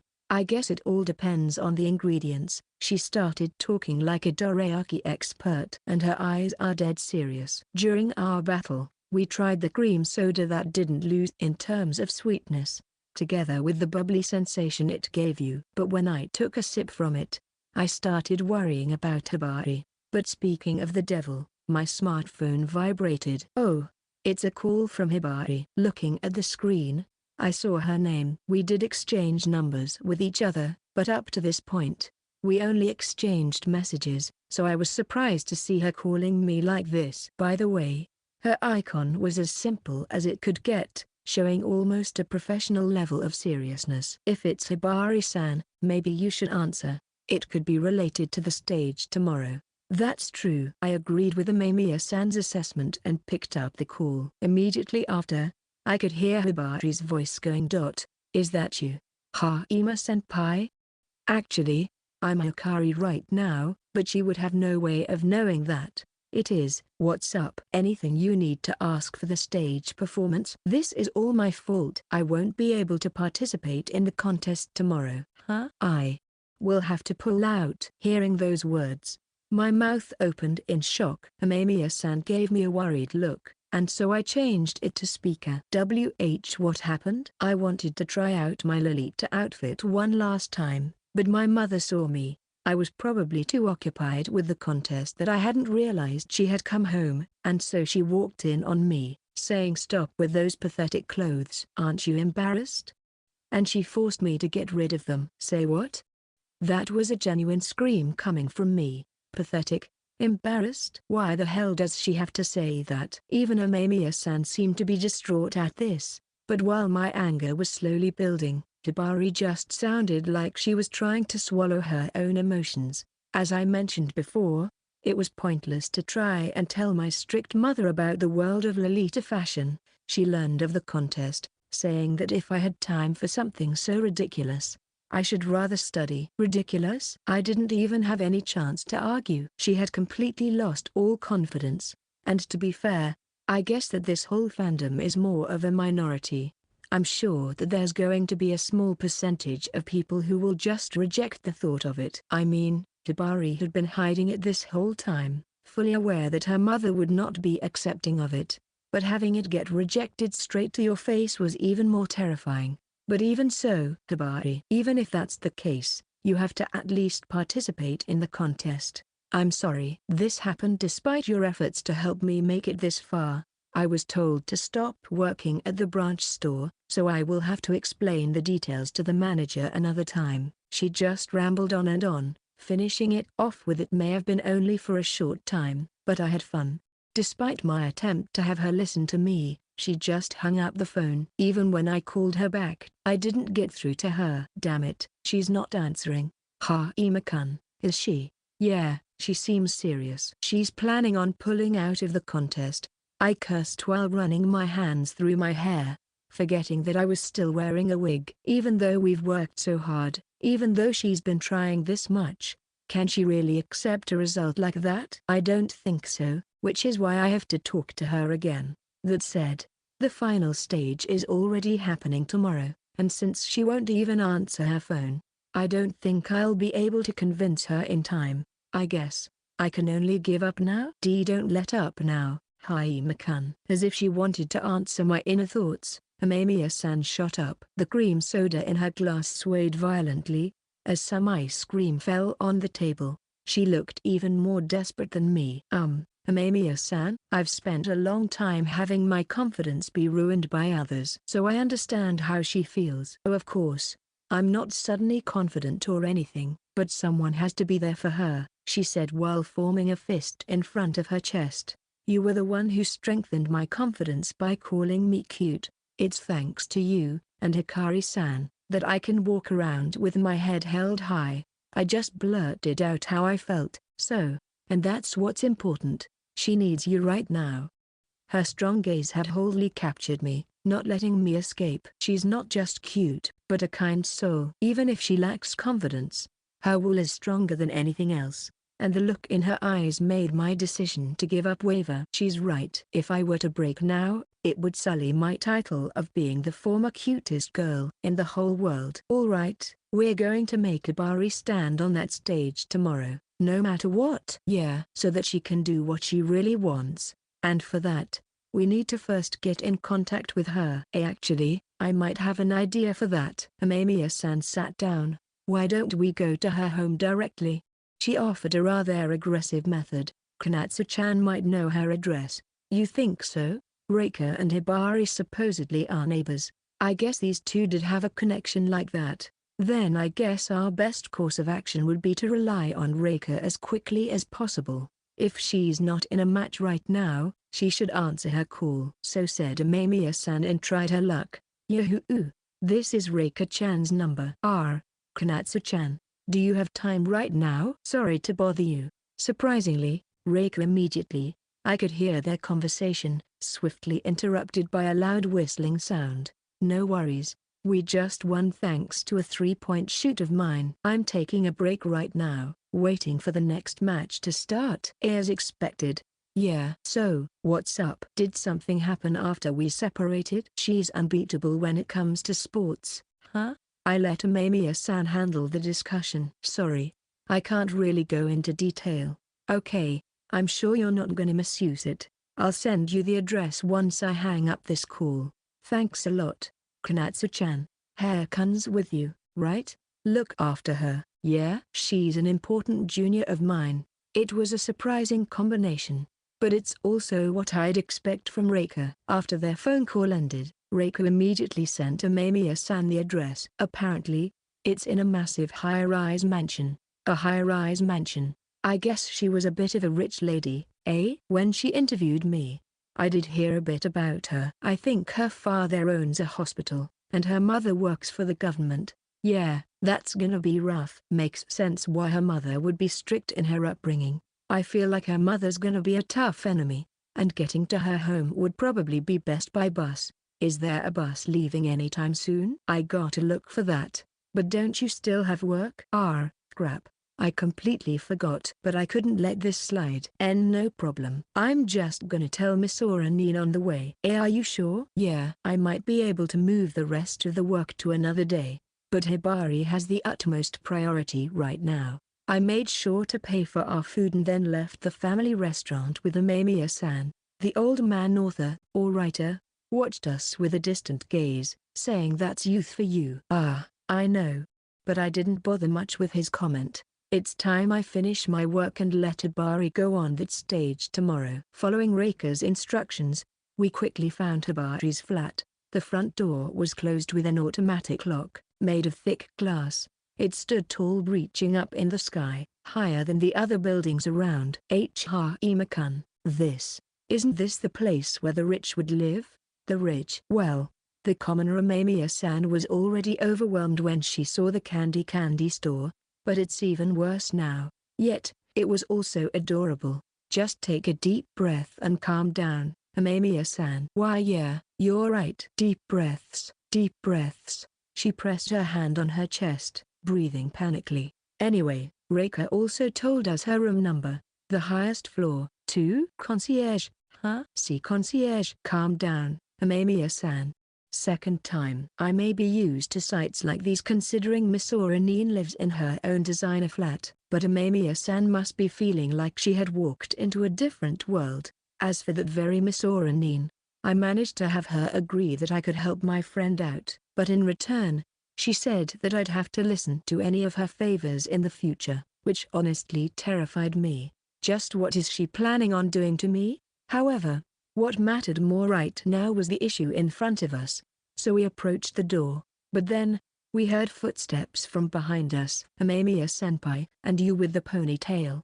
Harima-senpai? Why are you here? It was Hibari, the very person we wanted to meet. She must have stepped out for a moment, only just coming back. In her hand, she carried a vinyl bag that held a cup of vanilla ice cream, as well as a bottle of melon soda. She wore a regular knitted one-piece, contrasting her red eyes. She must have been crying. Thinking back on it, I'm pretty sure she was crying during the phone call, too. If I had to guess, she wanted to cheer herself up using her favorite cream soda. We came to talk to you. You should appear in the contest!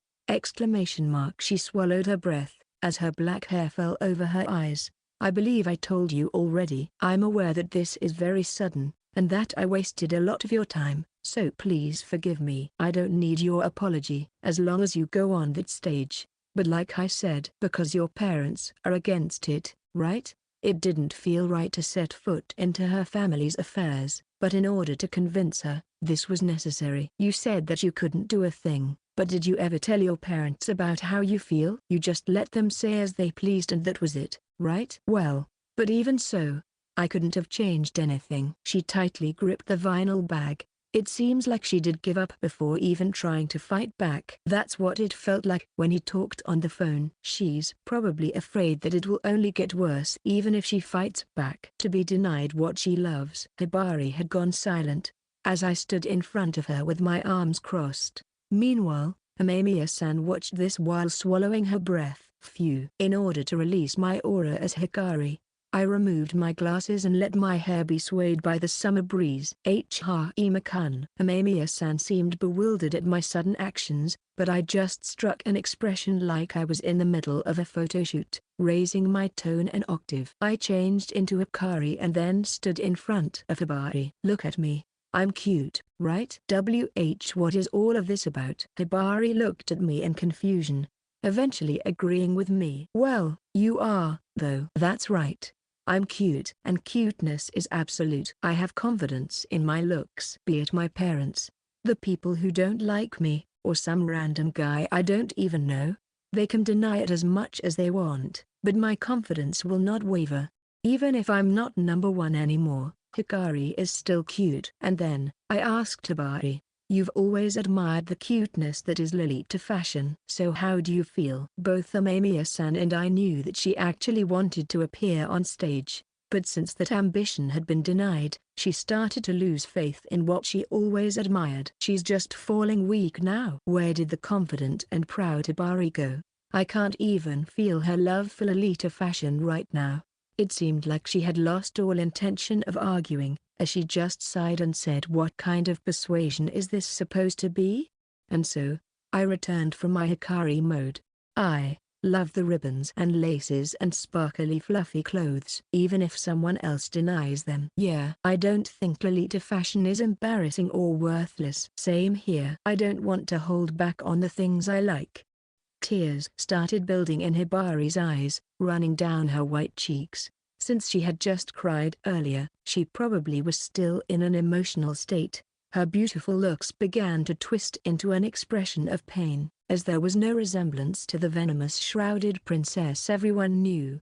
Without any image or prejudice to struggle with, she was really just a girl who wanted to wear cute clothes. I'm sorry for showing such a pathetic side of me. Hibari-san, please use this. Amemiya-san came rushing over, offering her a white handkerchief. She's always quick on the uptake when it comes to things like these. Far quicker than me, to be honest. Hibari accepted this and wiped her eyes. You'd probably stop rubbing your eyes. I know you're wearing a mask for the real deal, but we're still gonna have to cover it up with makeup. Now I just need to convince my mother. If you really can't make it happen, then feel free to call me over. We're gonna dress up together and show her. As we were all preparing to head to war, Amemiya-san put her fist in the air and said, I'll join you, too. But it didn't sound convincing at all, which was very cute. You too. Thank you very much. Hibari showed a genuine smile, thanking us. Of course, nothing had yet been resolved, but this was the end of just keeping our heads in the sand. We're going to fight, and we need Hibari for that. But then, I realized that our surroundings had gotten noisy. Hey, isn't that Hikari over there? Oh crap, I was thinking that, too. You rarely see a cute girl like her, after all. Wait, Hikari? That Hikari? The model from Candy Candy? The girls with her are extremely cute, too. Maybe they're on some sort of photo shoot? I like the short-haired girl. I'm all for the girl with the knitted one piece. I was so desperate to convince Hibari that I forgot we stood in front of a large flat, and because I wholly acted like Hikari, it attracted the attention of the people passing us by. It's rough being popular, and with more and more people showing up here and there, my experience told me this was getting dangerous. Not only that, we've even got 2 more beauties here, so unsurprisingly, we were the center of attention. You two, we should escape into the front lobby. No, we're going to run. Let's go, Amemiya-san. Ape. I declined Hibari's suggestion and just took Amemiya-san's hand to run. I can't cause any trouble inside the lobby, after all. Amemiya-san seemed to be throwing a panic fit at me holding her hand, but I could only ask her to put up with it. All right, Hibari. Good luck. We distanced ourselves from Hibari as we ran down the street, still holding hands. Past the back street, heading for the bus stop. While moving our legs, Amemiya-san huffed and puffed. I hope Hibari-san manages to make it up on the stage tomorrow. Yeah. She then muttered, I have to give it my all, too, in a quiet voice, but I couldn't ask what that was about. There were still some more people recognizing me, so we took a sharp turn. To think we'd be running away like this, straight through town. But we still had to reach the bus station, so we sped up even further. Chapter 7. The day of the contest. I wonder if Hibari's gonna show up. I looked at the giant musical hall with its flat roof, standing near the staff entrance as I looked at my phone. Today was it, the day of the contest. Way before the trouble happened yesterday, we agreed to meet up here at 11 a.m. I arrived earlier than we agreed, waiting for her with my casual men's haircut. That said, I still did not know if Hibari would even come here or not. After all, we have not been in contact since we split up in front of her flat. Maybe she had her phone taken away when she tried to protest. I couldn't help but worry. Did Hibari-san get there yet? The message that now reached me came from Amamiya-san. Actually, as she promised, she was sitting at home, waiting to watch the stream, now sending me a worried message. She's such an angel, so she deserves the truth. Not yet. Haven't heard from her, either. How long until you're supposed to meet? I got here 30 minutes early, so maybe about 5 more. Maybe I should have gone to pick her up at her flat instead. Jay, just wait for a bit longer. If she won't show up, you can try and get her. I'll do just that. More and more people appeared in front of the entrance. As the participants began entering the hall, I was starting to feel anxious when I heard someone calling my name with Haima-senpai. As a shadow ran toward me, her black hair shone like a gem beneath the sunlight. I'm so sorry for getting here late. My smartphone broke, so I had no means of contacting you. It was Hibari, wearing a casual outfit with a Boston bag hanging down her shoulder. Other than that, she carried a case on her back. Thank God you're here. Did you manage to convince your parents? Half-half, I'd say. What does that mean, exactly? Apparently, her parents were shocked to hear Hibari argue back at her parents, and her mother especially was furious. A big fight broke out, and the smartphone got smashed on the ground, completely useless from that point on. It all sounded a lot worse than I anticipated. But it appears Hibari at least managed to convey her own feelings. With their stubborn feelings and old-fashioned eyes, they probably don't understand the appeal and cuteness of Lolita fashion. But since they are clearly clueless, it falls on their own daughter to educate them. So I said, oh dear. A gut punch right at your own parents, huh? Now that's the venomous shrouded princess I know. It got so close I was worried my mother would slap me across the face, but my father stopped her and sided with me. Seems like her father is the savior in this situation. I kind of feel bad having to deal with such a fierce wife, but apparently, he pushed her back and said after all, she had to swallow it down all this time, which worked quite well against her mother. For now, I got permission to participate in today's contest, but what comes after, they still have to decide. So that means, your mother's gonna watch the stream? Yes, that's why failure is not an option. She spoke with a determined tone. That said, her expression seemed stiff, probably from all the pressure knowing that her mother was watching. However, if she were to act the same way on stage, her performance would suffer. My experience as Hikari told me this would be dangerous at this rate. And so, I tapped her on the shoulder. Failure is very much an option. In this contest, you fight with cuteness. Even if you lose, you just have to look cute. And there's your weird logic again. It works with Hikari, and it comes up on the next exam. Hibari sighed and her shoulders dropped.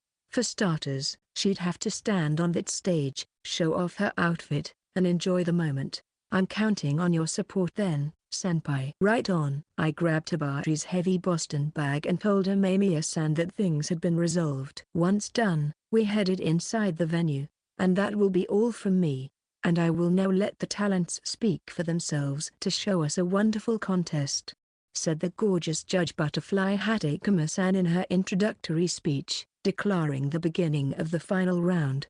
More and more participants appeared on the stage, all of them effectively being Hibari's rivals. Meanwhile, we stood in the waiting room, watching their performances as I commented. Look at that number 13, she's not half bad, right? That Eastern Lolita style with the Japanese dance. The kimono style top with the skirt. I bet she'll be popular with the viewers, but you're not gonna lose, Hibari. Next up, number 14. Oh man, she's pretty good, too. She's going the classic and elegant route. A skirt down to her ankles, together with a cameo brooch on her blouse. She went with a musical performance, but she's a pretty good singer, and the classical Lolita dress looks great on her. I'm sure the judges will love her. It's no wonder they managed to pass the first round of eliminations. But you're not gonna lose. You'll win this, Tabari. Ha, Ima-senpai. What's up?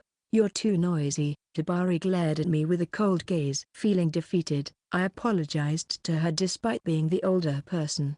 I was just trying to analyze the opponent, but I guess I got too heated. The other participants had already mentally prepared themselves, sitting down in their completed dress to wait for their turn. Tabari's turn was the third last, and she wore a Lolita dress completely different from the black version we used for the first round.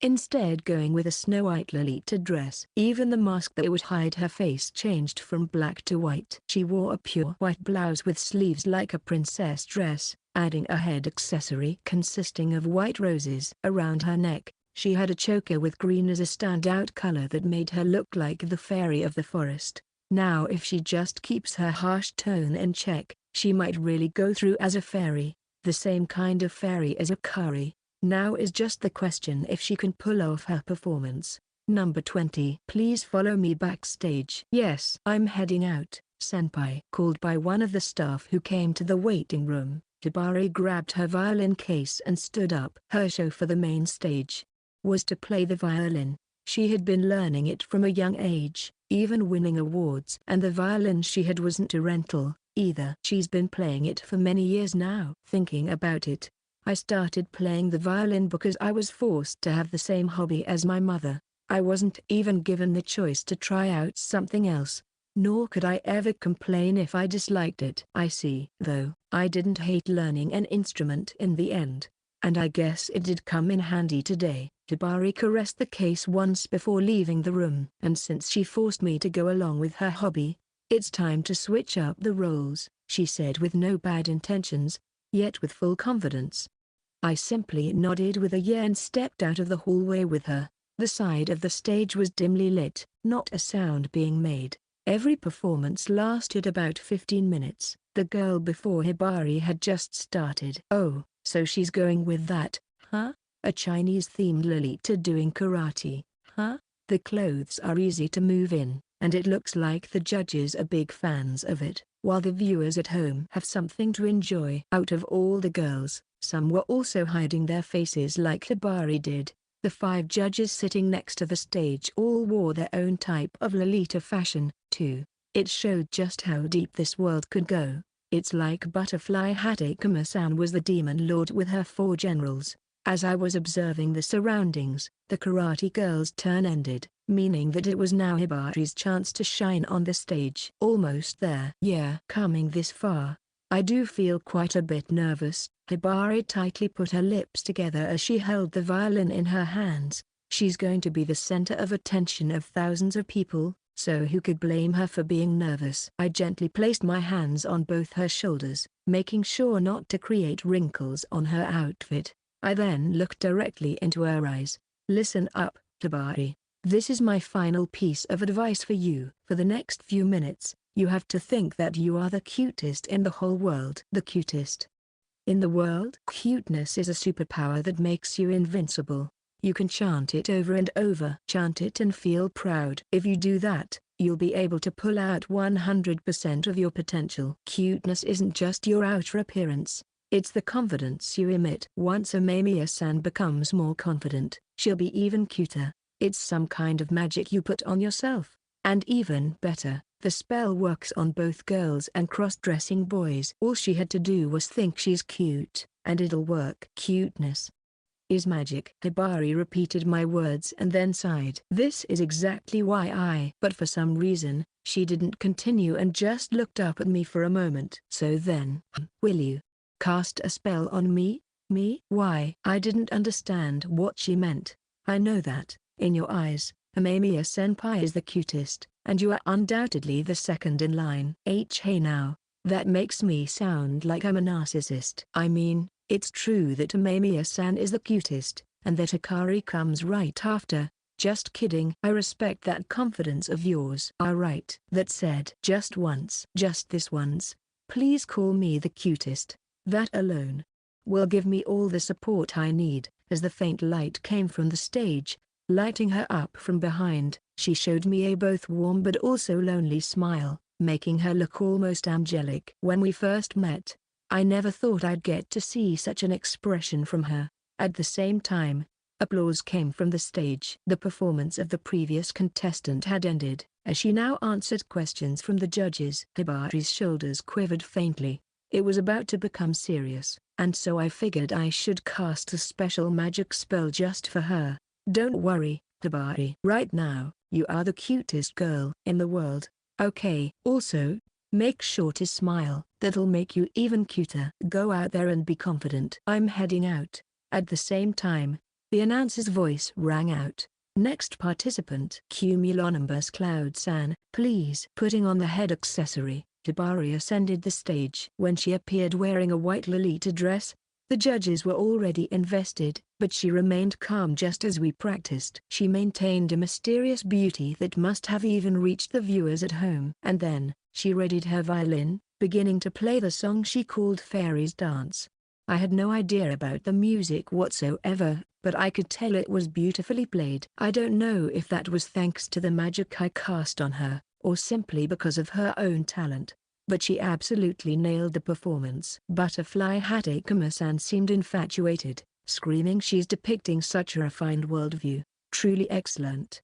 In excitement. All right, good. Now she just had to answer the judges' questions and she'd be good. However, she then proceeded to do something even I didn't expect. Before that, please let me remove this. So she said while giving one of the staff members her violin, taking off the mask she had worn this whole time. Huh? For real? I was bewildered. The whole stream, as well as the audience in the venue, could see her natural beauty. Of course, we did put some makeup on her eyes, but other than that, this is pretty much her natural face. Let alone her parents at home, even the guys from the school who happen to watch this stream can all see this. And yet, she kept the mask in one hand, raising her face. Her expression showed unwavering determination. Oh my! Even her true face is quite excellent. Now before we end your performance, please tell everyone how you feel about this contest, Butterfly Hat Akuma-san asked. Up to this point, I was never able to do what I loved, simply tied down by my environment or the eyes of other people. I could never show my passion, or what I considered to be cute. However, during brief silence, Hibari dropped her eyes. She then raised her gaze, looking around the venue. Her particular ashen gray eyes seemed almost translucent because of the lights shining down on her. When I decided to participate in this contest, I received a lot of help from two seniors of mine, especially the one who called me cute. He is like a savior of mine. Hibari. That must be about me, right? Surely, the majority of people listening to this must think that it was referring to a fellow Lolita fan. But still, savior? That's a bit embarrassing. Either way, showing such an appreciation not in front of the person in question but in front of such a mass of people. This kind of boldness is something I'd expect from none other than Hibari. And to repay them for their help, I want to achieve great results within this contest. Accompanied by a loud wave of applause and cheers, Hibari stepped off the stage on the opposite end. Over on my side, the next candidate had already lined up, so I had to make a move. I'd like to congratulate her for the successful performance, but she's going to get changed now. Then again, I've still got time until my meeting with Amamiya-san, so I'm just gonna catch her once she's done changing and then be on my way. And with that decision made, I walked over to the changing room. On the way, I grabbed my smartphone and checked the responses on social media. Watching the Lolita models right now, number 20 was hella cute. Both her performance and outfit was stunning. I think I'm going to vote for Cumulonimbus Cloud-san. I don't know who to vote for. And so on. Seems like Hibari's gonna get plenty of votes. Roughly at the same time, I got another message from Amamiya-san. I just watched Hibari-san's performance with my family. It was so good. Both Kasumi and Mayo seem to have developed an interest in Lolita fashion, and Arare called her like a real fairy. Rekun said that I should also try that wind of outfit, but I think it worked out well because it was Hibari-san bearing it. Or so she said, gushing about the outfit and the performance. There are still a few typos in there, but that's honestly just a cute bonus at this point. Also, I just left my house, so, yeah, I'll be on my way in a second. Okay, send. I stopped in the hallway and typed up a response. With all the participants having finished their performances, there would now be a short break, followed by a surprise event, and then the announcement of the results. I don't know just what kind of surprise they were thinking of. I didn't write any typos, right? I was checking my message when I heard a flabbergasted voice from across the corner. This voice sounded familiar, so I stopped in my tracks. The event is about to begin, and yet, she still hasn't made it here. I stuck to the wall without taking the corner, listening to the situation unfold. Standing there was a certain middle school student. No, a mature woman looking fairly young with the name Kokoro-san, currently on the phone. She even had a young face despite her age. However, that still brings up the question as to why she is here. Maybe because Candy Candy is sponsoring the event? Now that it's come to this, we need a replacement. But finding a replacement for Rainbow Hangako, a model that would set the whole venue ablaze? The name that left Kokoro-san's mouth was the very name of a colleague, Rainbow Hangako. She's part of the super popular Flirty Cute agency, also known by its full name Flirtatiously Cute. There's even a so-called Hana-chan fashion among the middle school girls of today, that said, she can be a bit selfish at times.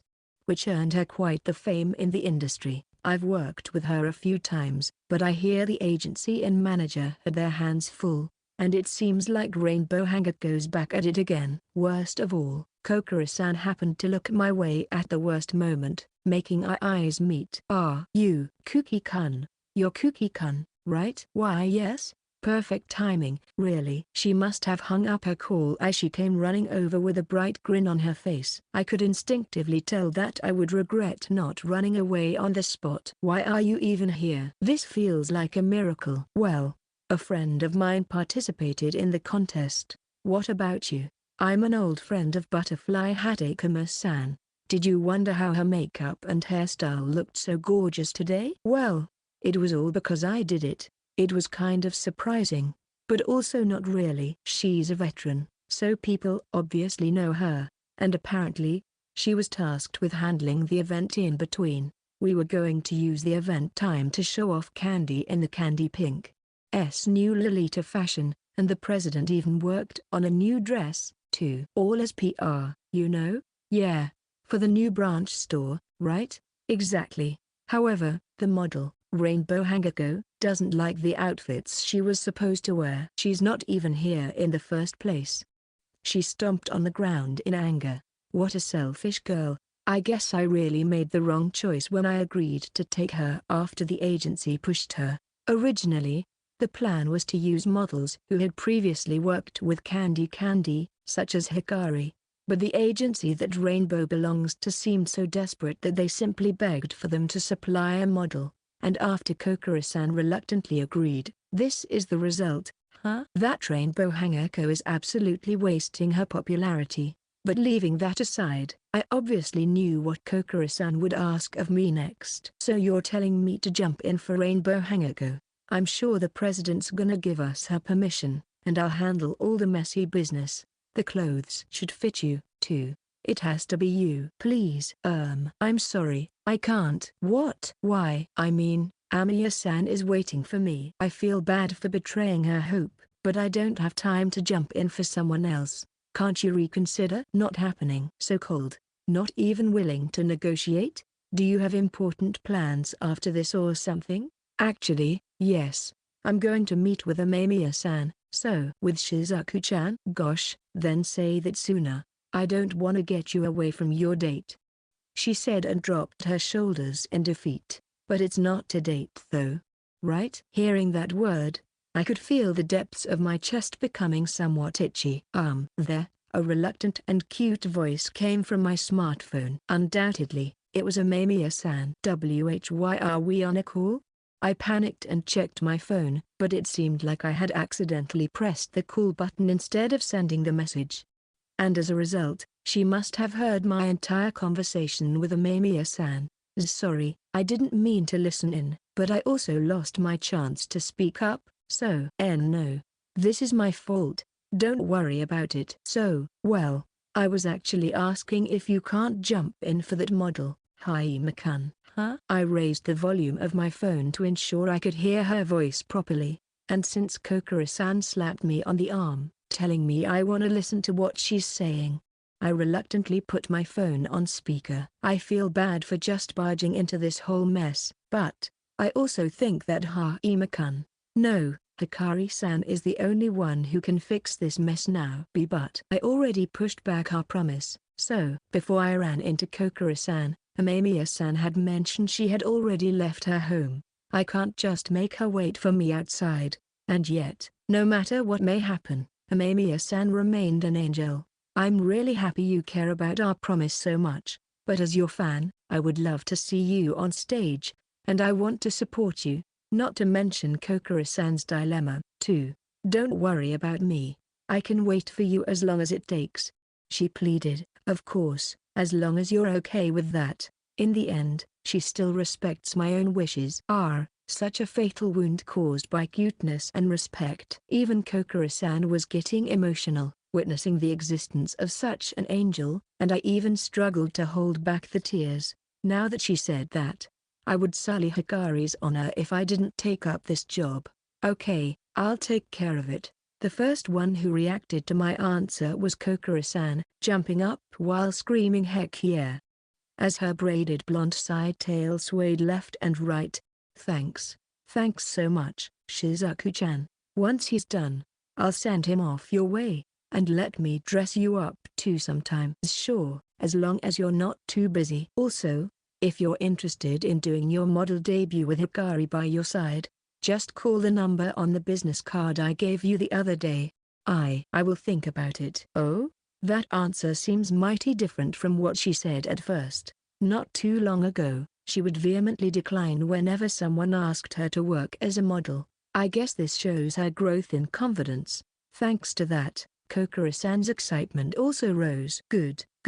I can hardly wait. I'll make you so cute you'll be able to stand your ground against Hikari. What an idiot she is. Amamiya-san is already a million times cuter than me. Kokoro-san now started calling around, informing the staff about the change of plans. She knows how to work her stuff. All right. Before I hung up, I told Amamiya-san I'll head over once I'm done. Yeah, I'll be waiting. There is something I have to tell you no matter what. I wasn't even given any time to chew on those words as Kokoro-san grabbed my arm. Now, it's time to get changed. Hime-kun, you gotta be ready immediately. And I'm going to turn you into the cutest Lolita girl. I'm putting my trust in your skill. Without much room to argue, I was brought to the changing room that originally should have been used by Rainbow Hangako. The Lolita outfit pushed into my face had frills all over.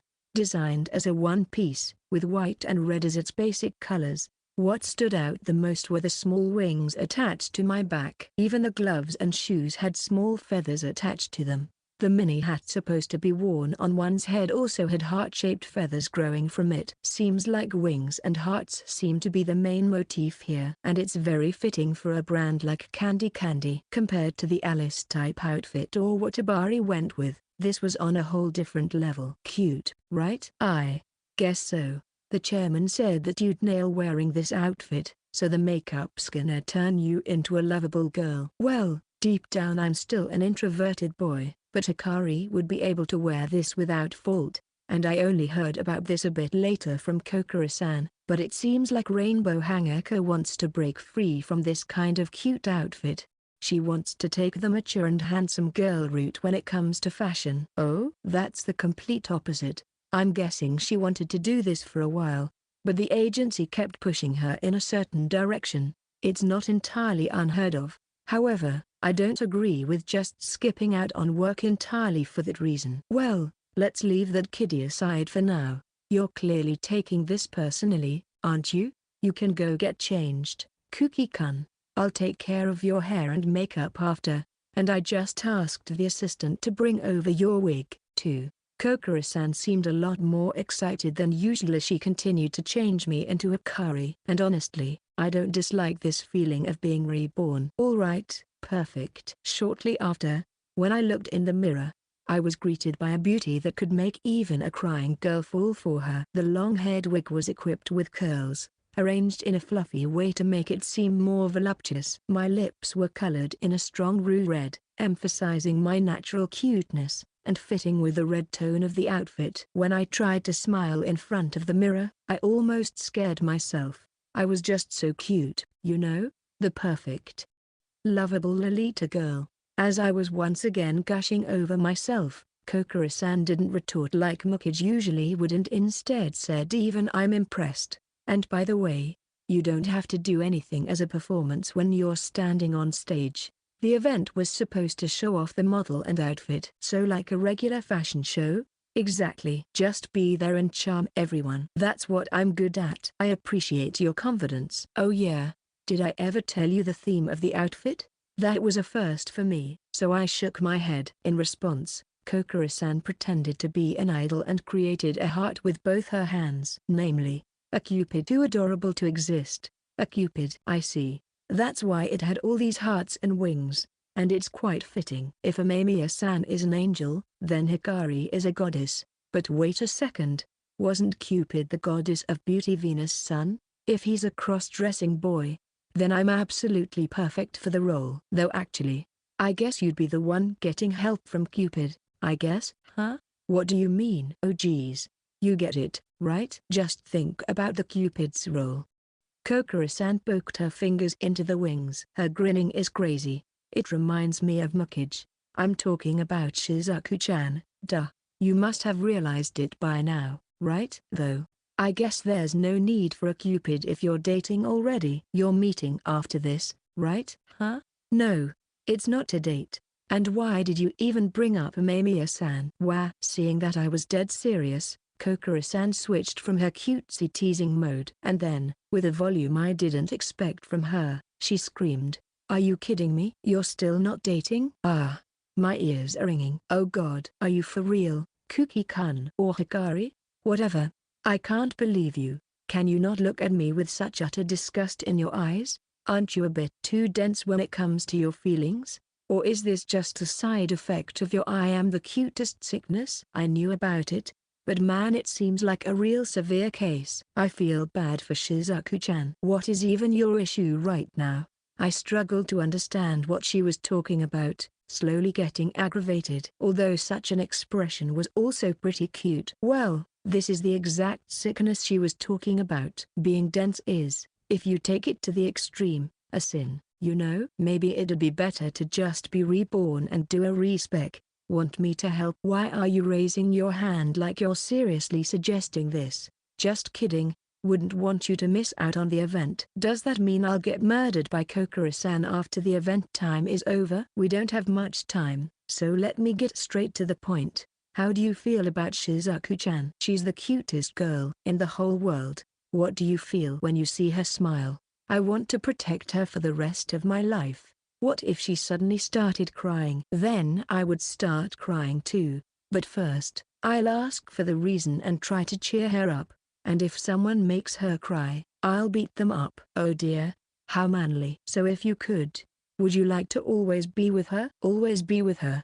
I stood in front of the mirror, observing myself, as Hikari, in the mirror. Whenever I'm with Amamiya-san, all these unfamiliar emotions start to grow within me. It genuinely confuses me a lot of times. But it wasn't anything unpleasant. Instead, it was a rather refreshing experience. I never once imagined I would find someone who appeared cuter in my eyes than Hikari. I want to watch that cuteness from up close. So of course, my answer is, yeah, I'm sure being together with her forever is its own kind of happiness. Oh gosh, and you still haven't realized? This is like one of the 7 world wonders. You big dummy. Big dummy. Her emotions seemed rather unstable. "If I wasn't taking care of your hair and makeup, I'd beat you over the head with a slipper. So after a fist, it's the slippers, huh?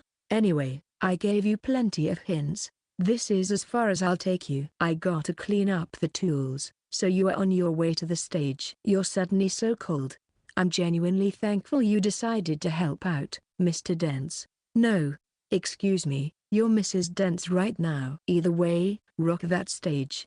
I got pushed out of the changing room. What was that about? I had no idea, but I rushed over to the stage. On the way, all the staff members gave me 3 separate looks when they saw my candy-colored hair. Wait, hold on.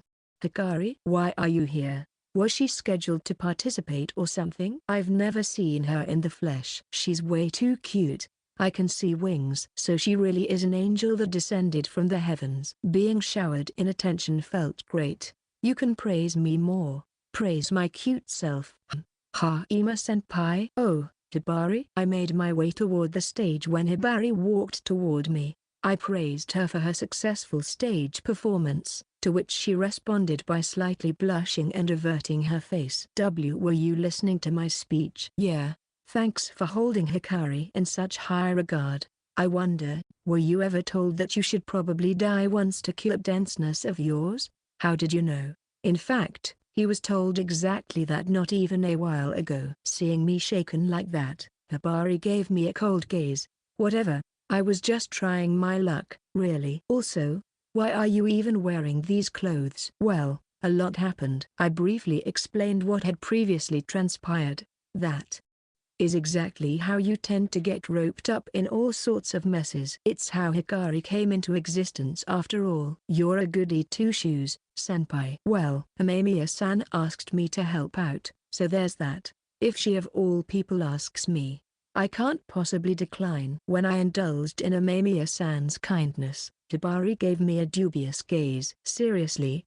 Whenever Amemiya-senpai is involved, you're showing exactly what the saying love is blind is all about. Love? That word caught my attention. The way she phrased it made it almost sound as if I'm in love with Amemiya-san. You seem confused. Please don't show me that kind of dumbfounded expression while looking like Hikari. It ruins my image. Why, you're saying I'm behaving in an unbefitting way of being an unparalleled beauty. Wait, that's not important. You're not telling me that you aren't aware of it, right?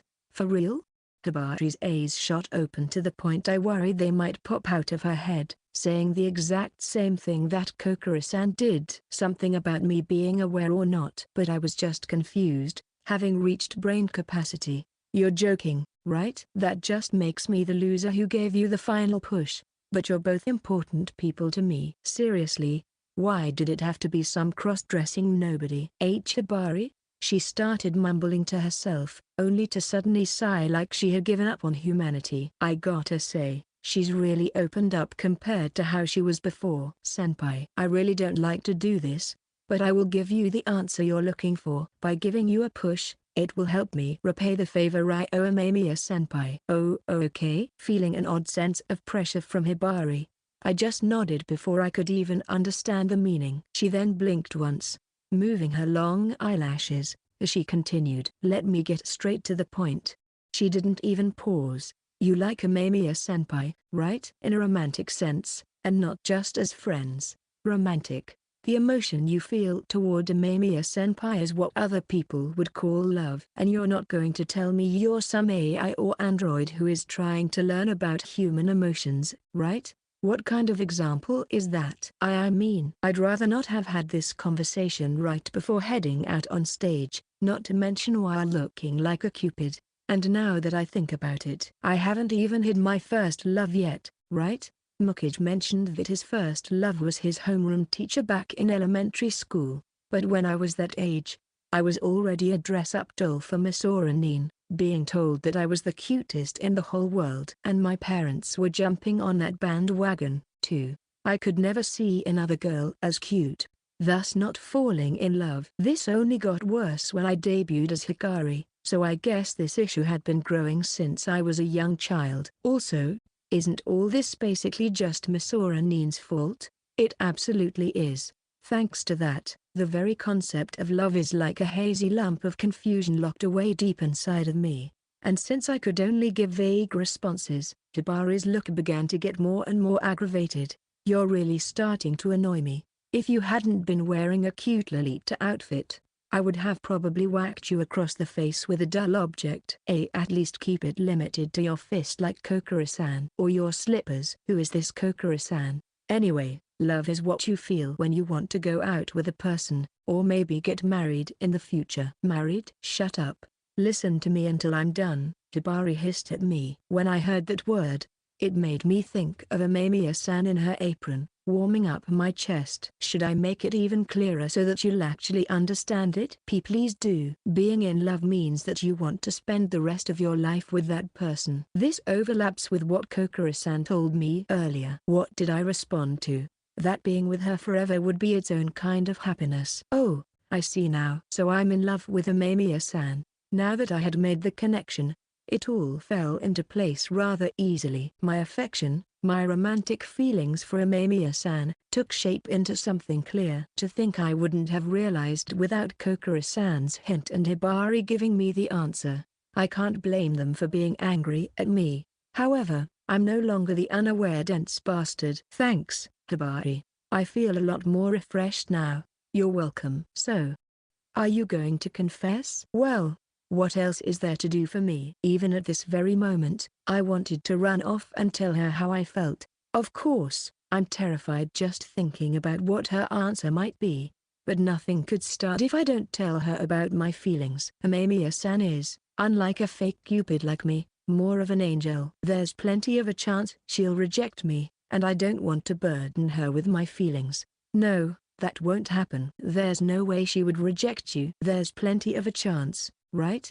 At this point, she's one of the 4 great beauties of our school, with great looks and a great personality, and the fact that she's not very talented in sports makes her look cute, too. There's a good chance she's already set her eyes on another guy. I can't. Just thinking about it hurts. Being played around by these feelings I wasn't used to. I crouched down, my wings flapped lifelessly.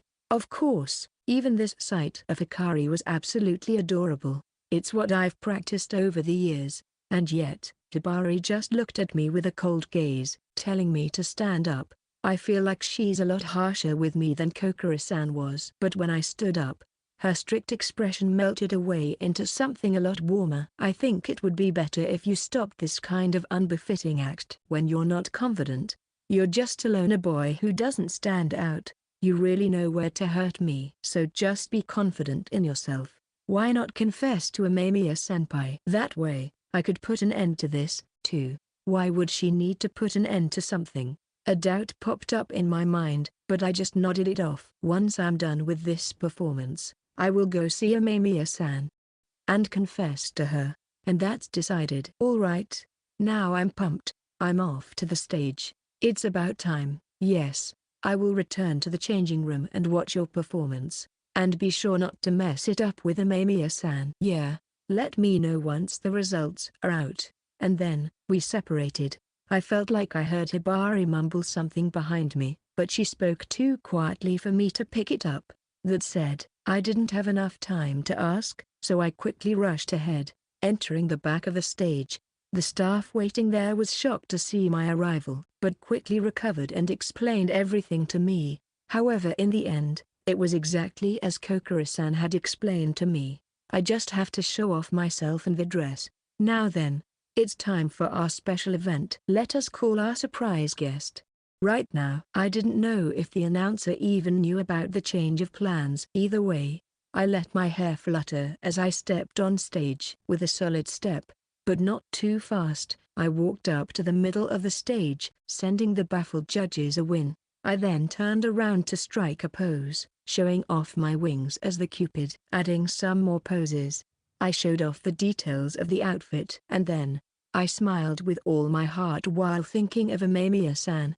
It seems like I'm in love with you, so wait for me, Amamiya-san. Side H, Hibari's 2 secrets. I actually have 2 secrets. First, contrary to everyone's image of me being stiff, always angry, and never interested in anything, I adore anything that is cute. Lolita fashion absolutely strikes my fancy. The first time I saw this kind of fashion, it was like the world around me lit up with colors. Cute, they look like princesses. I think that's what I muttered when I first saw a girl wearing those kinds of clothes. From that point on, it didn't take me long to reach Candy in the candy pink, and tried to buy my first outfit. Since my mother is very strict and won't let me have much freedom to enjoy my life, The built-up frustration inside of me was healed by wearing all those cute outfits. At first, I was satisfied just looking. I knew that it wouldn't look good on me. Even so, the desire to try it at least once wouldn't let me rest easily. I wanted to walk around wearing one of those outfits and be seen by other people. Thinking back on it,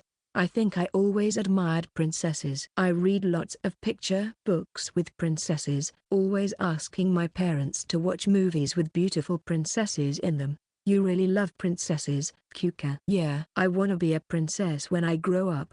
I'm sure you can do that. Oh yeah, I did have these kinds of conversations with my mother at one point, but the more she rose up the ranks in her job, the more she became the way she is right now. When we went to a theme park at one point, my mother and I would both wear princess dresses and take pictures. My father praised us for it, and my mother seemed to be enjoying herself, too. A part of me wishes we could go back to how we were back then. My mother must have forgotten about those photos by now.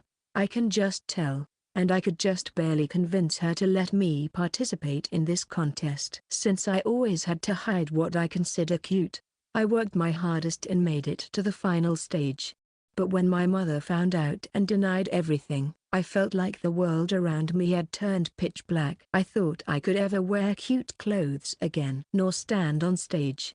Yet the ones who helped me get up again were Amemiya senpai and Haima senpai. Especially Haima senpai's words. I have confidence in my looks. Be it my parents, the people who don't like me, or some random guy I don't even know, they can deny it as much as they want, but my confidence will not waver. These words really stuck with me. Though I guess they were Hikari's words. Really, Haima senpai is a weird person. On the surface, she's the cutest girl known to the world, but he still is weird. And of course, I can't deny that cuteness. She's the woman I always admired, and it's not just Hikari. Haima senpai himself is weird. He gave me affirmation for everything I love, not pushing any weird image on me. He helped me make it this far in the contest, and he kept on pushing my back. I've never met a boy like him before. This glimmer he had whenever he dressed up as Hikari, and this genuine kindness when he was just himself. When I realized that, it might have been too late already. I really had to take the role of the friend giving him a push. Walking down the hallway in front of the changing room, I muttered while gazing at my feet. It was still cloudy outside, probably close to raining any second now. After dressing into his regular outfit, Haima senpai dashed out of the venue, and I was forced to see him off with saddened feelings. The event he offered to help out with was a resounding success. I watched him on the TV in the changing room, and it was as overwhelming as one would have expected. His smile was bottomless, bewitching everybody who watched, but that smile was probably meant for only one single person out there, and I knew just who he was laughing for. Seeing that, there's no way I have a chance. Not only that, I even made him realize how he felt. With how dense he is, I worried he might not even have any human emotions at all, and although I'm happy I could repay the favor, I do feel a bit of regret at the same time. If I hadn't helped him realize, I might have had a chance still. It's not like me to think about this stuff. My second secret is that my love for Haima senpai was destined to end one-sided. I should have known that, in his eyes, Amemiya senpai is the cutest girl, but I still couldn't stop these feelings. And to be honest, even I have to admit that she is incredibly cute, and a part of me is still happy for him. But still, that said, that magic is mine alone, the magic spell he had cast on me before my performance. At that moment, he called me the cutest girl in the world. And despite everything I said, my heart hasn't fully given up yet, so I'm just going to hang on to that for a while longer. Oh, they're going to announce the results soon. I looked outside the window. Haima senpai had long disappeared, and I didn't even have to guess as to what he was doing right now. Instead, I decided to focus on the announcement of the results, wiping the tears from my eyes. I've always been a bit of a crybaby, after all. All right. For the announcement of the results, all participants will be standing on the stage once more, with the camera filming for the stream, and I can't be seen crying there. I slapped my cheeks and forced myself to smile because that is what makes me look even cuter. Isn't that right, senpai? Chapter 8. This is where we begin. Without even needing confirmation, the event time ended up as a huge success, as one would expect since Hikari showed up wearing Lolita fashion. Messing that up was close to impossible. However, I barely remembered anything from when I stood on that stage. What would you call it? Being mentally absent? Being in the zone? It's like a flip switch that made me invincible for a few minutes, and by the time I returned, Butterfly Hat Akuma-san was already in tears screaming bravo. Amazing. When I appeared on the live stream, the amount of comments skyrocketed, and so did the viewer numbers. Even though I was only up there for a good 15 minutes, I already ended up as a top trend on social media. Well, what do you expect? It's Hikari, me, we're talking about. After all, the comments on the stream I could see glimpses of because Kokoro-san showed me. I was just watching a random Lolita fashion contest, but suddenly Hikari-chan showed up out of nowhere. Link. Now, Lolita fashion Hikari, Lolita fashion Hikari, Lolita fashion Hikari. So cute, so cute, so cute, so cute. Hold on, where can I watch that? Tell me more. This is SSR footage. Lolita Hikari. Their hearts and wings are so adorable. I want the outfit. She looks so good. I think I'm gonna try Lolita outfits myself. And so forth. Since a lot of people awakened a new interest in the Lolita world, I would say the surprise visit was a blooming success. Though some comments I saw hit especially close to home. The Cupid as a theme for the fashion show. So Hikari is trying to support someone's love? But if you ask me, it looks like she was the one in love. So Cupid herself is a maiden in love? Then her acting is way too good. She could totally become an actress. Isn't she even cuter than before? Yeah, I can see the look of love. It's beautiful. Some of them were really on the mark. Huh? Can't underestimate my fans. I guess the secret to looking cuter is being in love. And that works for cross-dressing boys as well. Although my memories while on stage are vague, I can still vividly remember thinking about nobody other than Amamiya-san. I want to rush to her side and see her face right now. I want her to always smile and only make that kind of smile in front of me. But at the same time, I want everyone to know just how cute that she is. Everything included. I guess the average person would call this love. Now that I've become aware of how I feel toward her. Come on, you damn traffic light. Change already. After my performance ended, I immediately changed out of my outfit and removed my makeup, let Kokoro-san handle the rest, and rushed off to the park where Amamiya-san is waiting for me. Rather than relying on buses or taxis, walking there was actually the fastest way of traveling. However, right before I got into the park, I got stopped by a red light. Isn't this traffic light lasting way too long? It felt like it stayed red for half an eternity. I began feeling even more restless, just waiting for that beautiful green color. Yet, it got even worse. Huh? Are you kidding me? Drops of water started to fall from the sky. Since I was a bit sweaty from running here, I could distinctly feel the cold sensation. The chances of rain were supposed to be low according to the forecast. The weather goddess really does not smile upon us today. Amamiya-san better not be getting wet while waiting for me. I was starting to get worried for her. It was still just faint rain, but she might catch a cold if it picked up from now on. And if she were to collapse from her cold, it would trouble her family. Rekan would probably have a mental breakdown. As for myself, a bit of rain won't hurt me. I just hope Amamiya-san brought an umbrella with her, or at least evacuated to below a roof. I should text her with my phone, but it's right over there. Oh, as I was thinking back and forth, the traffic light in front of me finally changed to green. It felt like I was an Olympian athlete as I resumed my mad dash. Huff, huff. With my breathing out of rhythm, I entered the green park, where I saw several people panicking because of the beginning rain. It might have been a coincidence, but there were also a lot of couples rushing past them. I headed for the fountain where we agreed to meet. This park was also the place where I had a photo shoot as Hikari and helped Traker with her own photo shoot, but I never once actually went near the fountain.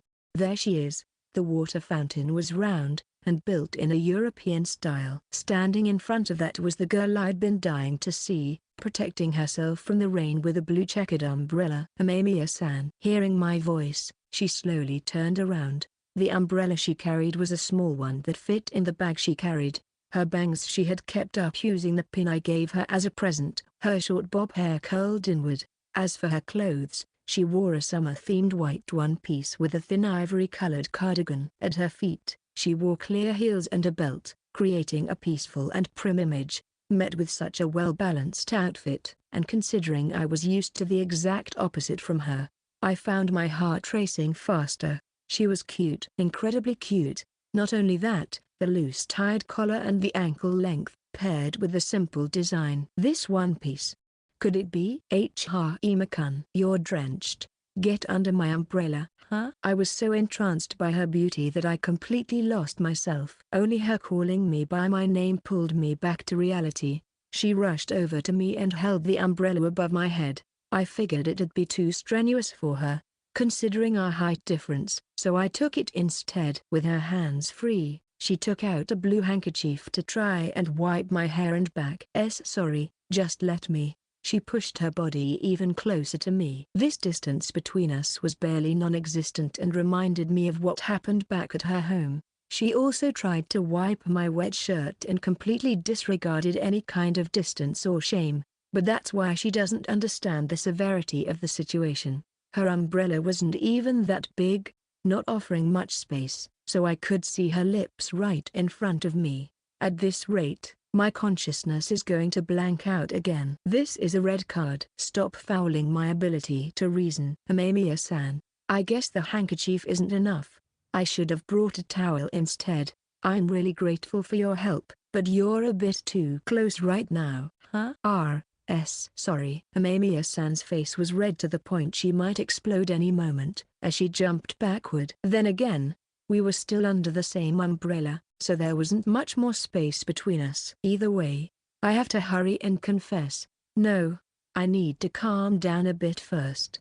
I'm sure she would want a brief break, too. I just wanted to confirm something. Say, that outfit you're wearing, is that the same one I wore when I debuted as Hikari? Oh, you could tell after all? Maybe it was that obvious? Of course it is. It's the one piece I wore for my first shoot under Candy Candy. It spread the name of Hikari like wildfire, selling out almost instantly. But how is she? Did she have it from the very beginning? I asked her about this, and she awkwardly explained that she found it on sale while going shopping with Reika. They happened to have restock, and so I suggested that Kanatsu-chan should buy it, but she said that she prefers plain clothes that made it easier for her to move in. Is she some elementary school kid or something? I get that a sporty look would fit her greatly, but I'm sure she'd rock it either way. She did say she might have bought it back when Hikari's debut boom was happening, but I'm still popular. And also, she said I should get it, so I did on a whim. How do I look? She asked while putting away her handkerchief, and grasping the hem of her skirt. It's the best. It's like the whole outfit was made only for you, Amemiya-san. Even that bashful attitude of hers was just the cutest.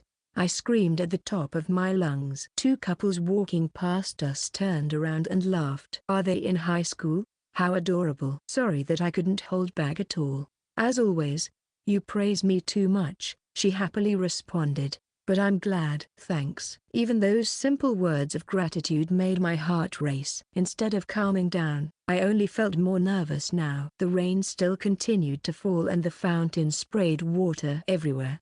Yet I could only look at Amemiya-san. It's like she lit up her surroundings like the sun itself, sucking in my gaze. I'm wearing these clothes to show my determination. And since Reika-chan told me some special information, I just had to meet you today. What is that special information? There's actually a jinx with this water fountain. A jinx? Amemiya-san slowly looked toward the water fountain and continued. I actually looked it up online, she said. 50 years ago on this day, this water fountain was built, and if you confess your love in front of this fountain today, it'll make that love come true. Something about the Cupid statue supporting your love. When I heard the word love, my heart skipped a beat. I remembered that this park itself was a popular date spot, It makes sense why there'd be a jinx like that. Still, a Cupid statue of all things? Maybe it's some kind of fate. I never really thought about it. I looked away from Amamiya-san and gazed at the water fountain. The statue was formed like a girl wearing a dress, carrying a large bow in her hands. From her back grew two big wings. It reminded me of the outfit I wore as Hikari up on the stage earlier. Maybe one day, they'll make a statue out of me, too. Well, leaving aside those jokes, the sight of it just filled me with weird thoughts. Almost like it was rushing me to go and confess to Amamiya-san already. I took a deep breath and prepared myself. I'm going to tell her, confess to her, just a simple I like you will be. But then, I remembered something. Amamiya-san wanted to meet specifically on this day, in front of the fountain, all because of the jinx. Does that mean I even watched some people confess in front of the fountain, and it worked? They all looked so happy. Amamiya-san, I was jealous, really, but at the same time, it motivated me. Wah! Before I could reach the obvious answer, Amamiya-san moved. She looked away from the water fountain, directly into my eyes. I made sure to move the umbrella so that she wouldn't get wet, either. On that adorable face of hers, I could see a glimmer of determination. I could feel my throat move up and down when I gulped. Actually, I wanted to take you out shopping for clothes and accessories today. Eat delicious dorayaki, and then come back here at the end of the day. But I made all of that impossible because I helped Hibari and then even jumped in for the fashion show. That's fine, really. Amamiya-san shook her head. The sleeves of her cardigan widened. You helped both Hibari-san and Kokoro-san, right? I really like that about you, and I respect your willingness to help others. Why you're giving me too much credit? Even though it wasn't enough to brag about, she kept on acting like I was some sort of saint. That said, it told me she actually looked at me for who I was, not just when I was Hikari. The truth is that I wanted to spend the whole day with you. To make you fall for me just a bit. And raise my chances with my confession. Chances? Confession? My head couldn't keep up. What is she talking about? What am I even being told right now? She tightly grasped the hem of her skirt, as the rain around us suddenly stopped. Instead, a warm breeze blew past us. I'm one of the people you helped, right? Do you remember when I told you that I wanted to change? Oh, of course. I'm still not very outgoing or confident. I'm nowhere near as radiant as Hikari. But I do like myself more than I did before, and that's all thanks to you. No, it's because you worked so hard to change. And although I wanted to tell her that, I couldn't bring myself to interrupt her words. I didn't want to lose you to another girl. So when I was told about this fountain from Konatsu-chan, I made up my mind that I would tell you today. She began sounding more formal and polite. It's another of her adorable habits. I guess she's also nervous, just like me. My heart was beating painfully loud. Come on, what are you going to do if you can't hear what she has to say? I would have wanted for my heart to just stop for a few minutes, but that'd mean I would die. And I couldn't do that. Not yet. With a quivering voice, Amamiya-san called my name one more time. Ima-kun. I told you this before, but from now on, I want you to only look at me. You don't have to tell me that. I can't bring myself to tear my gaze away from you. Since the day I accidentally watched you from the dusty lockers, the day I saw your peaceful smile, my eyes were always following nobody but you. And worst of all, she now said the words I wanted to say from the very beginning. Ima-kun, I like you. The wind made her short hair and outfit flutter. At that moment, I was reminded of the legendary photo that made Hikari so popular. But it was even more than that. And there I was, utterly frozen stiff. Her cuteness overwhelmed me. I couldn't find the right words. I don't know how she took my silence, but Amamiya-san lowered her gaze. Sorry. I guess I'm just troubling you more. I figured that I'm not good enough yet. No, wait. But I'm sorry. I don't think I can give up this easily. I'm going to work hard to become even cuter and worthy of being your girlfriend. So when that time comes, listen to me, Amamiya-san. Despite us being so close, I could barely pick up on her voice. I'm sure I wasn't just seeing things when I saw her eyes getting all watery. Even so, The courage she showed to confess her feelings pulled me back to reality. Because I was such an idiot and couldn't process what happened, I hurt her. I can't forgive myself. Also, did she really say worthy of being my girlfriend? How cute can she be? Am I hallucinating? I like you, too. Her cuteness overwhelmed me so much that I just screamed that out loud. My voice reverberated beneath the umbrella. In shock, Amemiya-san raised her head. My face feels like it's burning up, but I can't stop until I've finished this confession. You're the one who's always dazzling, Amemiya-san. Without Hikari, I'm just a nobody. Some random guy on the side of the road. And not too long ago, I wasn't even able to see a girl other than Hikari as cute. You changed me. I didn't. No, you did. You even changed the hierarchy inside of me. The cutest girl in the world is no longer Hikari. It's you, Amemiya-san. This is something of a revolution to me.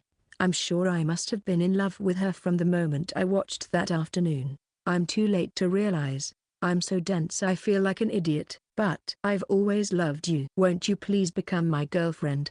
At the very end, the formal language she often used even influenced me, which made me sound rather pathetic, and the way I lowered my head made me feel like I'd already gotten rejected. I'm the representative of every pathetic guy out there. And as just kooky, there's no way I could ever hope to change that. But I wasn't rejected. Amemiya-san confessed to me, and I responded with my own feelings. As for that very Amemiya-san, she seemed like she was at a loss for words, not moving at all.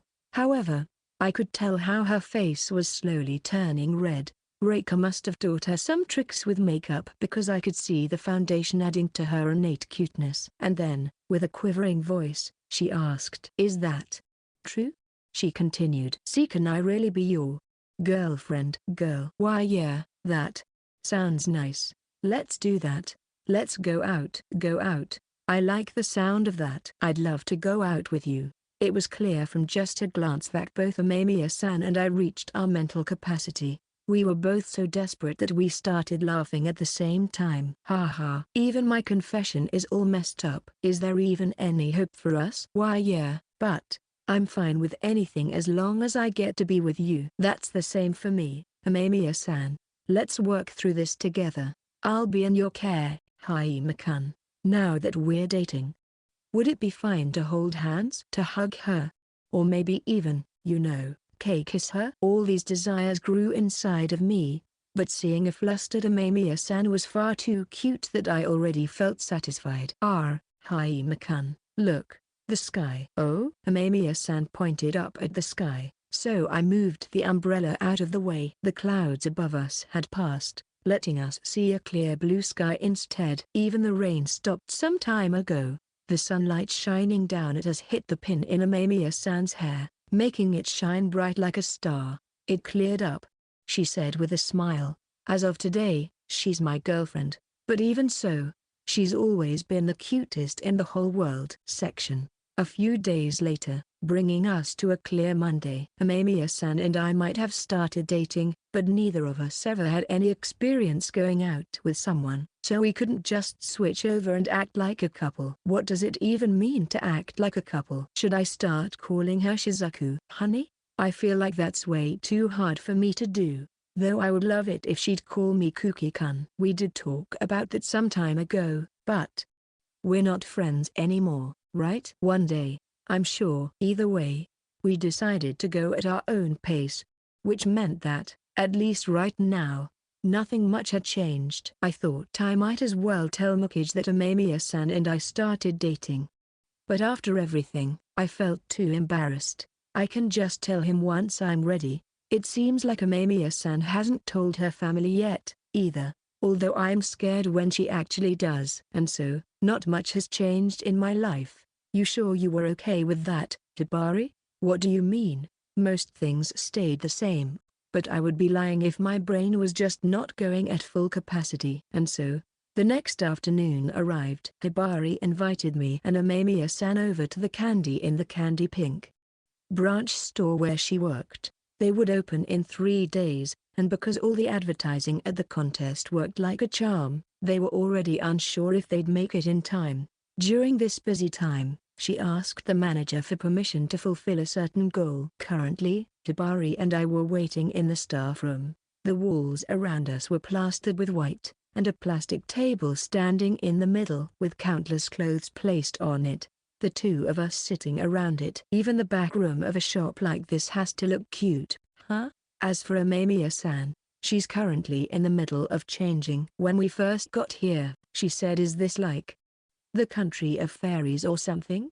And was completely overwhelmed, and so was I because of that cute reaction. Well, showing your face up on stage at the very end, I mean, we sat around the table facing each other, and I felt pretty awkward bringing this up to her. It must be a delicate topic for her, and yet, she just responded with a blunt "it's whatever." Because I went all out, I even won second place, and because they could see my face, it helped raise my overall score. Hibari sipped on her melon cream soda inside a glass using her heart-shaped straw. The melting vanilla ice filled the glass only more, with a cherry placed on top. Store manager Melon made this to celebrate Hibari winning second place instead of just getting a regular cake. "I don't think you won second place just because you showed your face, though. I know that. Of course, it was all because of my own talent. You don't hold back at all, huh?" She's starting to sound like me when I'm dressed as Hikari. But I'm glad to see that she's satisfied with the results. In fact, Amemiya-san and I received her report right when we were indulging in that sweet atmosphere at the fountain. Amemiya-san and I both expressed our joy for this result, so much so that we even held hands, only to realize what we were doing, blushing aggressively. Either way, this was all thanks to Hibari's hard work, including her facing her own family, that is, my mother allowed me to continue, too. Did I even tell you about that? When she saw me up on the stage, it reminded her of when she was younger herself. Is that so? Her mother also dreamed of being cute a long time ago. Apparently, she always played along when young Hibari wanted to play princess and all that, but because of her work and her environment, she told herself that she'd have to give up on cuteness and all that. And that's why she forced those same values on her daughter. Both my mother and I can't really be honest with our feelings. She didn't say it out loud, but I'm sure she'll let me continue wearing Lolita clothes, and I'm satisfied as long as I can keep working here," Hibari said and scooped up the cherry. And I did find some unexpected allies. Because of her reveal at the show, many people found out about her hobby at school, and that stream went viral, especially after Hikari's appearance. As a result, many learned about the venomous princess' unexpected side. The reactions were mostly positive and supportive, and they even formed a new fan club for her. Their Lolita Hibari-chan Appreciation Committee, which gained an insane amount of members on day one. At the same time, many other Lolita fans hid themselves before, so now they approached Hibari openly. "Hey, Hibari-san, what kind of Lolita do you like? Maybe we could exchange our interests sometime? I watched your performance live and it was wonderful. I'm going to attend a Lolita afternoon tea meeting sometime soon, so if you'd like." And since she attended all these things, soon everyone knew about her. I guess the results speak for themselves. Reika was also burning with passion, wanting a photo shoot with Hibari as soon as she got the chance. "Guess that means we close the books on this whole thing." I did lose against Hikari. I mean, why are they giving the Grand Prix to a guest performer? I had no choice in that, remember? I waved my hands as Hibari glared at me. After Hikari's performance, many in the audience and online demanded that they could vote for Hikari. As a result, I was given first place despite being only the guest. Imagine my surprise when I heard about that after the fact. I wasn't even there to accept the prize, either, and yet, all the participants had no issues with that, either. Because of that, Hikari became the #1 Lolita girl. If Amemiya-san participated, I'm sure I would have lost. Though. Are you bragging? Please don't. Does this count as bragging? Just because we're dating? And right as Hibari averted her gaze, the door swung open. Sorry for the wait. Amemiya-chan's already. Appearing from the open door was the store manager, who had begun to call Amemiya-san just like Reika does. And she was evidently excited. I swear, young girls these days are something else. Such raw hidden talent sleeping in not only Hiba-chan, but also Kuki-kun and Amemiya-chan. Well, Come with me. Urged by the manager, Tabari and I headed inside the changing room. Our goal of coming here today was to have Amamiya-san dress up in Lolita fashion. She always held an interest in it after becoming friendly with Hibari, and she told her that she would like to try it out at least once. Naturally, the store manager was more than welcoming of that, so she offered to let Amamiya-san try on some of the outfits in the store. My heart was racing with excitement as we came to the curtain that separated us from seeing inside the changing room. Here we go. Amamiya-chan, it's showtime. In one fell swoop, the store manager opened the curtain like she was some stage magician. Standing there was Amamiya-san after her transformation, and I could feel all the air leaving my lungs. She wore a one-piece with black as its base color, reaching all the way down to her legs. Summarized in one term, it's a classical Lolita. Long and puffy sleeves ran down her slim arms, and there sat a black ribbon right on top of her chest. But what fit her best of all was the white apron she wore on top. She really rocks the apron style, be it the family kitchen version or the servant version. And then, the white brim on her head with frills. It's exactly the thing a maid would wear, and that's what she looked like right now. She's wearing maid-themed Lolita fashion.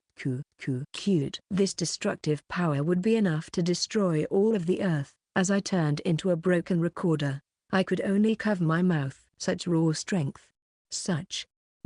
Of course, Amamiya-san has always been cute, but when I think about the fact that we're a couple now, she looks even cuter than before. Meanwhile, the store manager and Tabari talked with each other like they just finished a hard day at work. For a prim and proper girl like her, it's gotta be a classical Lolita. I was so sure the maid theme would look great on her. I get that. The skirt isn't too long or too short. Just right below the knees. It's the best. I knew you'd get it. And you can't forget about the white brim, either. It wouldn't be a real maid without it. A maid uniform is so nice. It's got its very own, wonderful charm. The two were clearly in their own world. But as for me, Amamiya-san was all that I could think about. So I just stared at her. I wanted to burn this sight into my retinas. Hime-kun. How do I? Amamiya-san slowly spoke up, her face on fire. The manager and Hibari-san said you'd like this outfit, but Amamiya-chan, you gotta say the line. The store manager's comment interrupted Amamiya-san's desperate attempt to formulate her words. Do I really have to say it? She said with teary eyes, but she eventually made up her mind and looked toward me again. And then, do I look cute in my maid uniform? Master? I let out a groan and pressed my hands on my chest. It was too much. The store manager gave her a thumbs up, and Hibari shrugged. Hime-kun. Are you okay? Amamiya-san approached me with a panicked expression. I had lost all energy to even speak, just barely squeezing a "why you're too cute" out of my throat. Hearing that, Amamiya-san showed a reaction of glee. My girlfriend really is the cutest girl in the whole world. Afterward, this should be our second time meeting. My name is Amino Hada. Thank you so much for making this second volume a possibility. As I already wrote in the first volume, this publication was made possible because I won the 10th Internet Novel Prize. In other words, the original material for this series stems from the web novel I previously published, but most of this volume is actually original. I believe that even the people who read the web novel will see a lot of new stories in this volume, especially the original character Hibari. How did you like her? She's quite different from Reika, fitting quite well with Kuki and the others. In this volume, we've seen lots of Lolita fashion with frills and cute looks, but for this one, I also reworked it a lot. As Kuki said in the novel itself, there is a lot to tell about Lolita fashion, and I had fun diving into it. Finally, the world's cutest and second cutest began dating, and I hope I managed to deliver an exciting tale. I'd be happy if you continued to support the series. Moving on to my thanks. Thank you very much to my illustrator Kawashima Rain-sensei for providing all those wonderful illustrations, be it cover or black and white illustrations. They were as cute and destructive in charm as always. As it turns out, the comicalization is also ongoing right now, handled by Tokuwa.sensei, which is just a treat as well. Some characters you only get to see in the manga are definitely worth checking out. Next, I need to thank and apologize to my editor, as I've been in their wonderful care and caused them a lot of trouble. I'm currently on my knees while I write this. Thank you for all of your help and I hope we can continue our work. Finally, my biggest thanks go to everyone who read this volume and supported me all this way. I hope we get to see each other again. Amina Harder. End of Volume 2.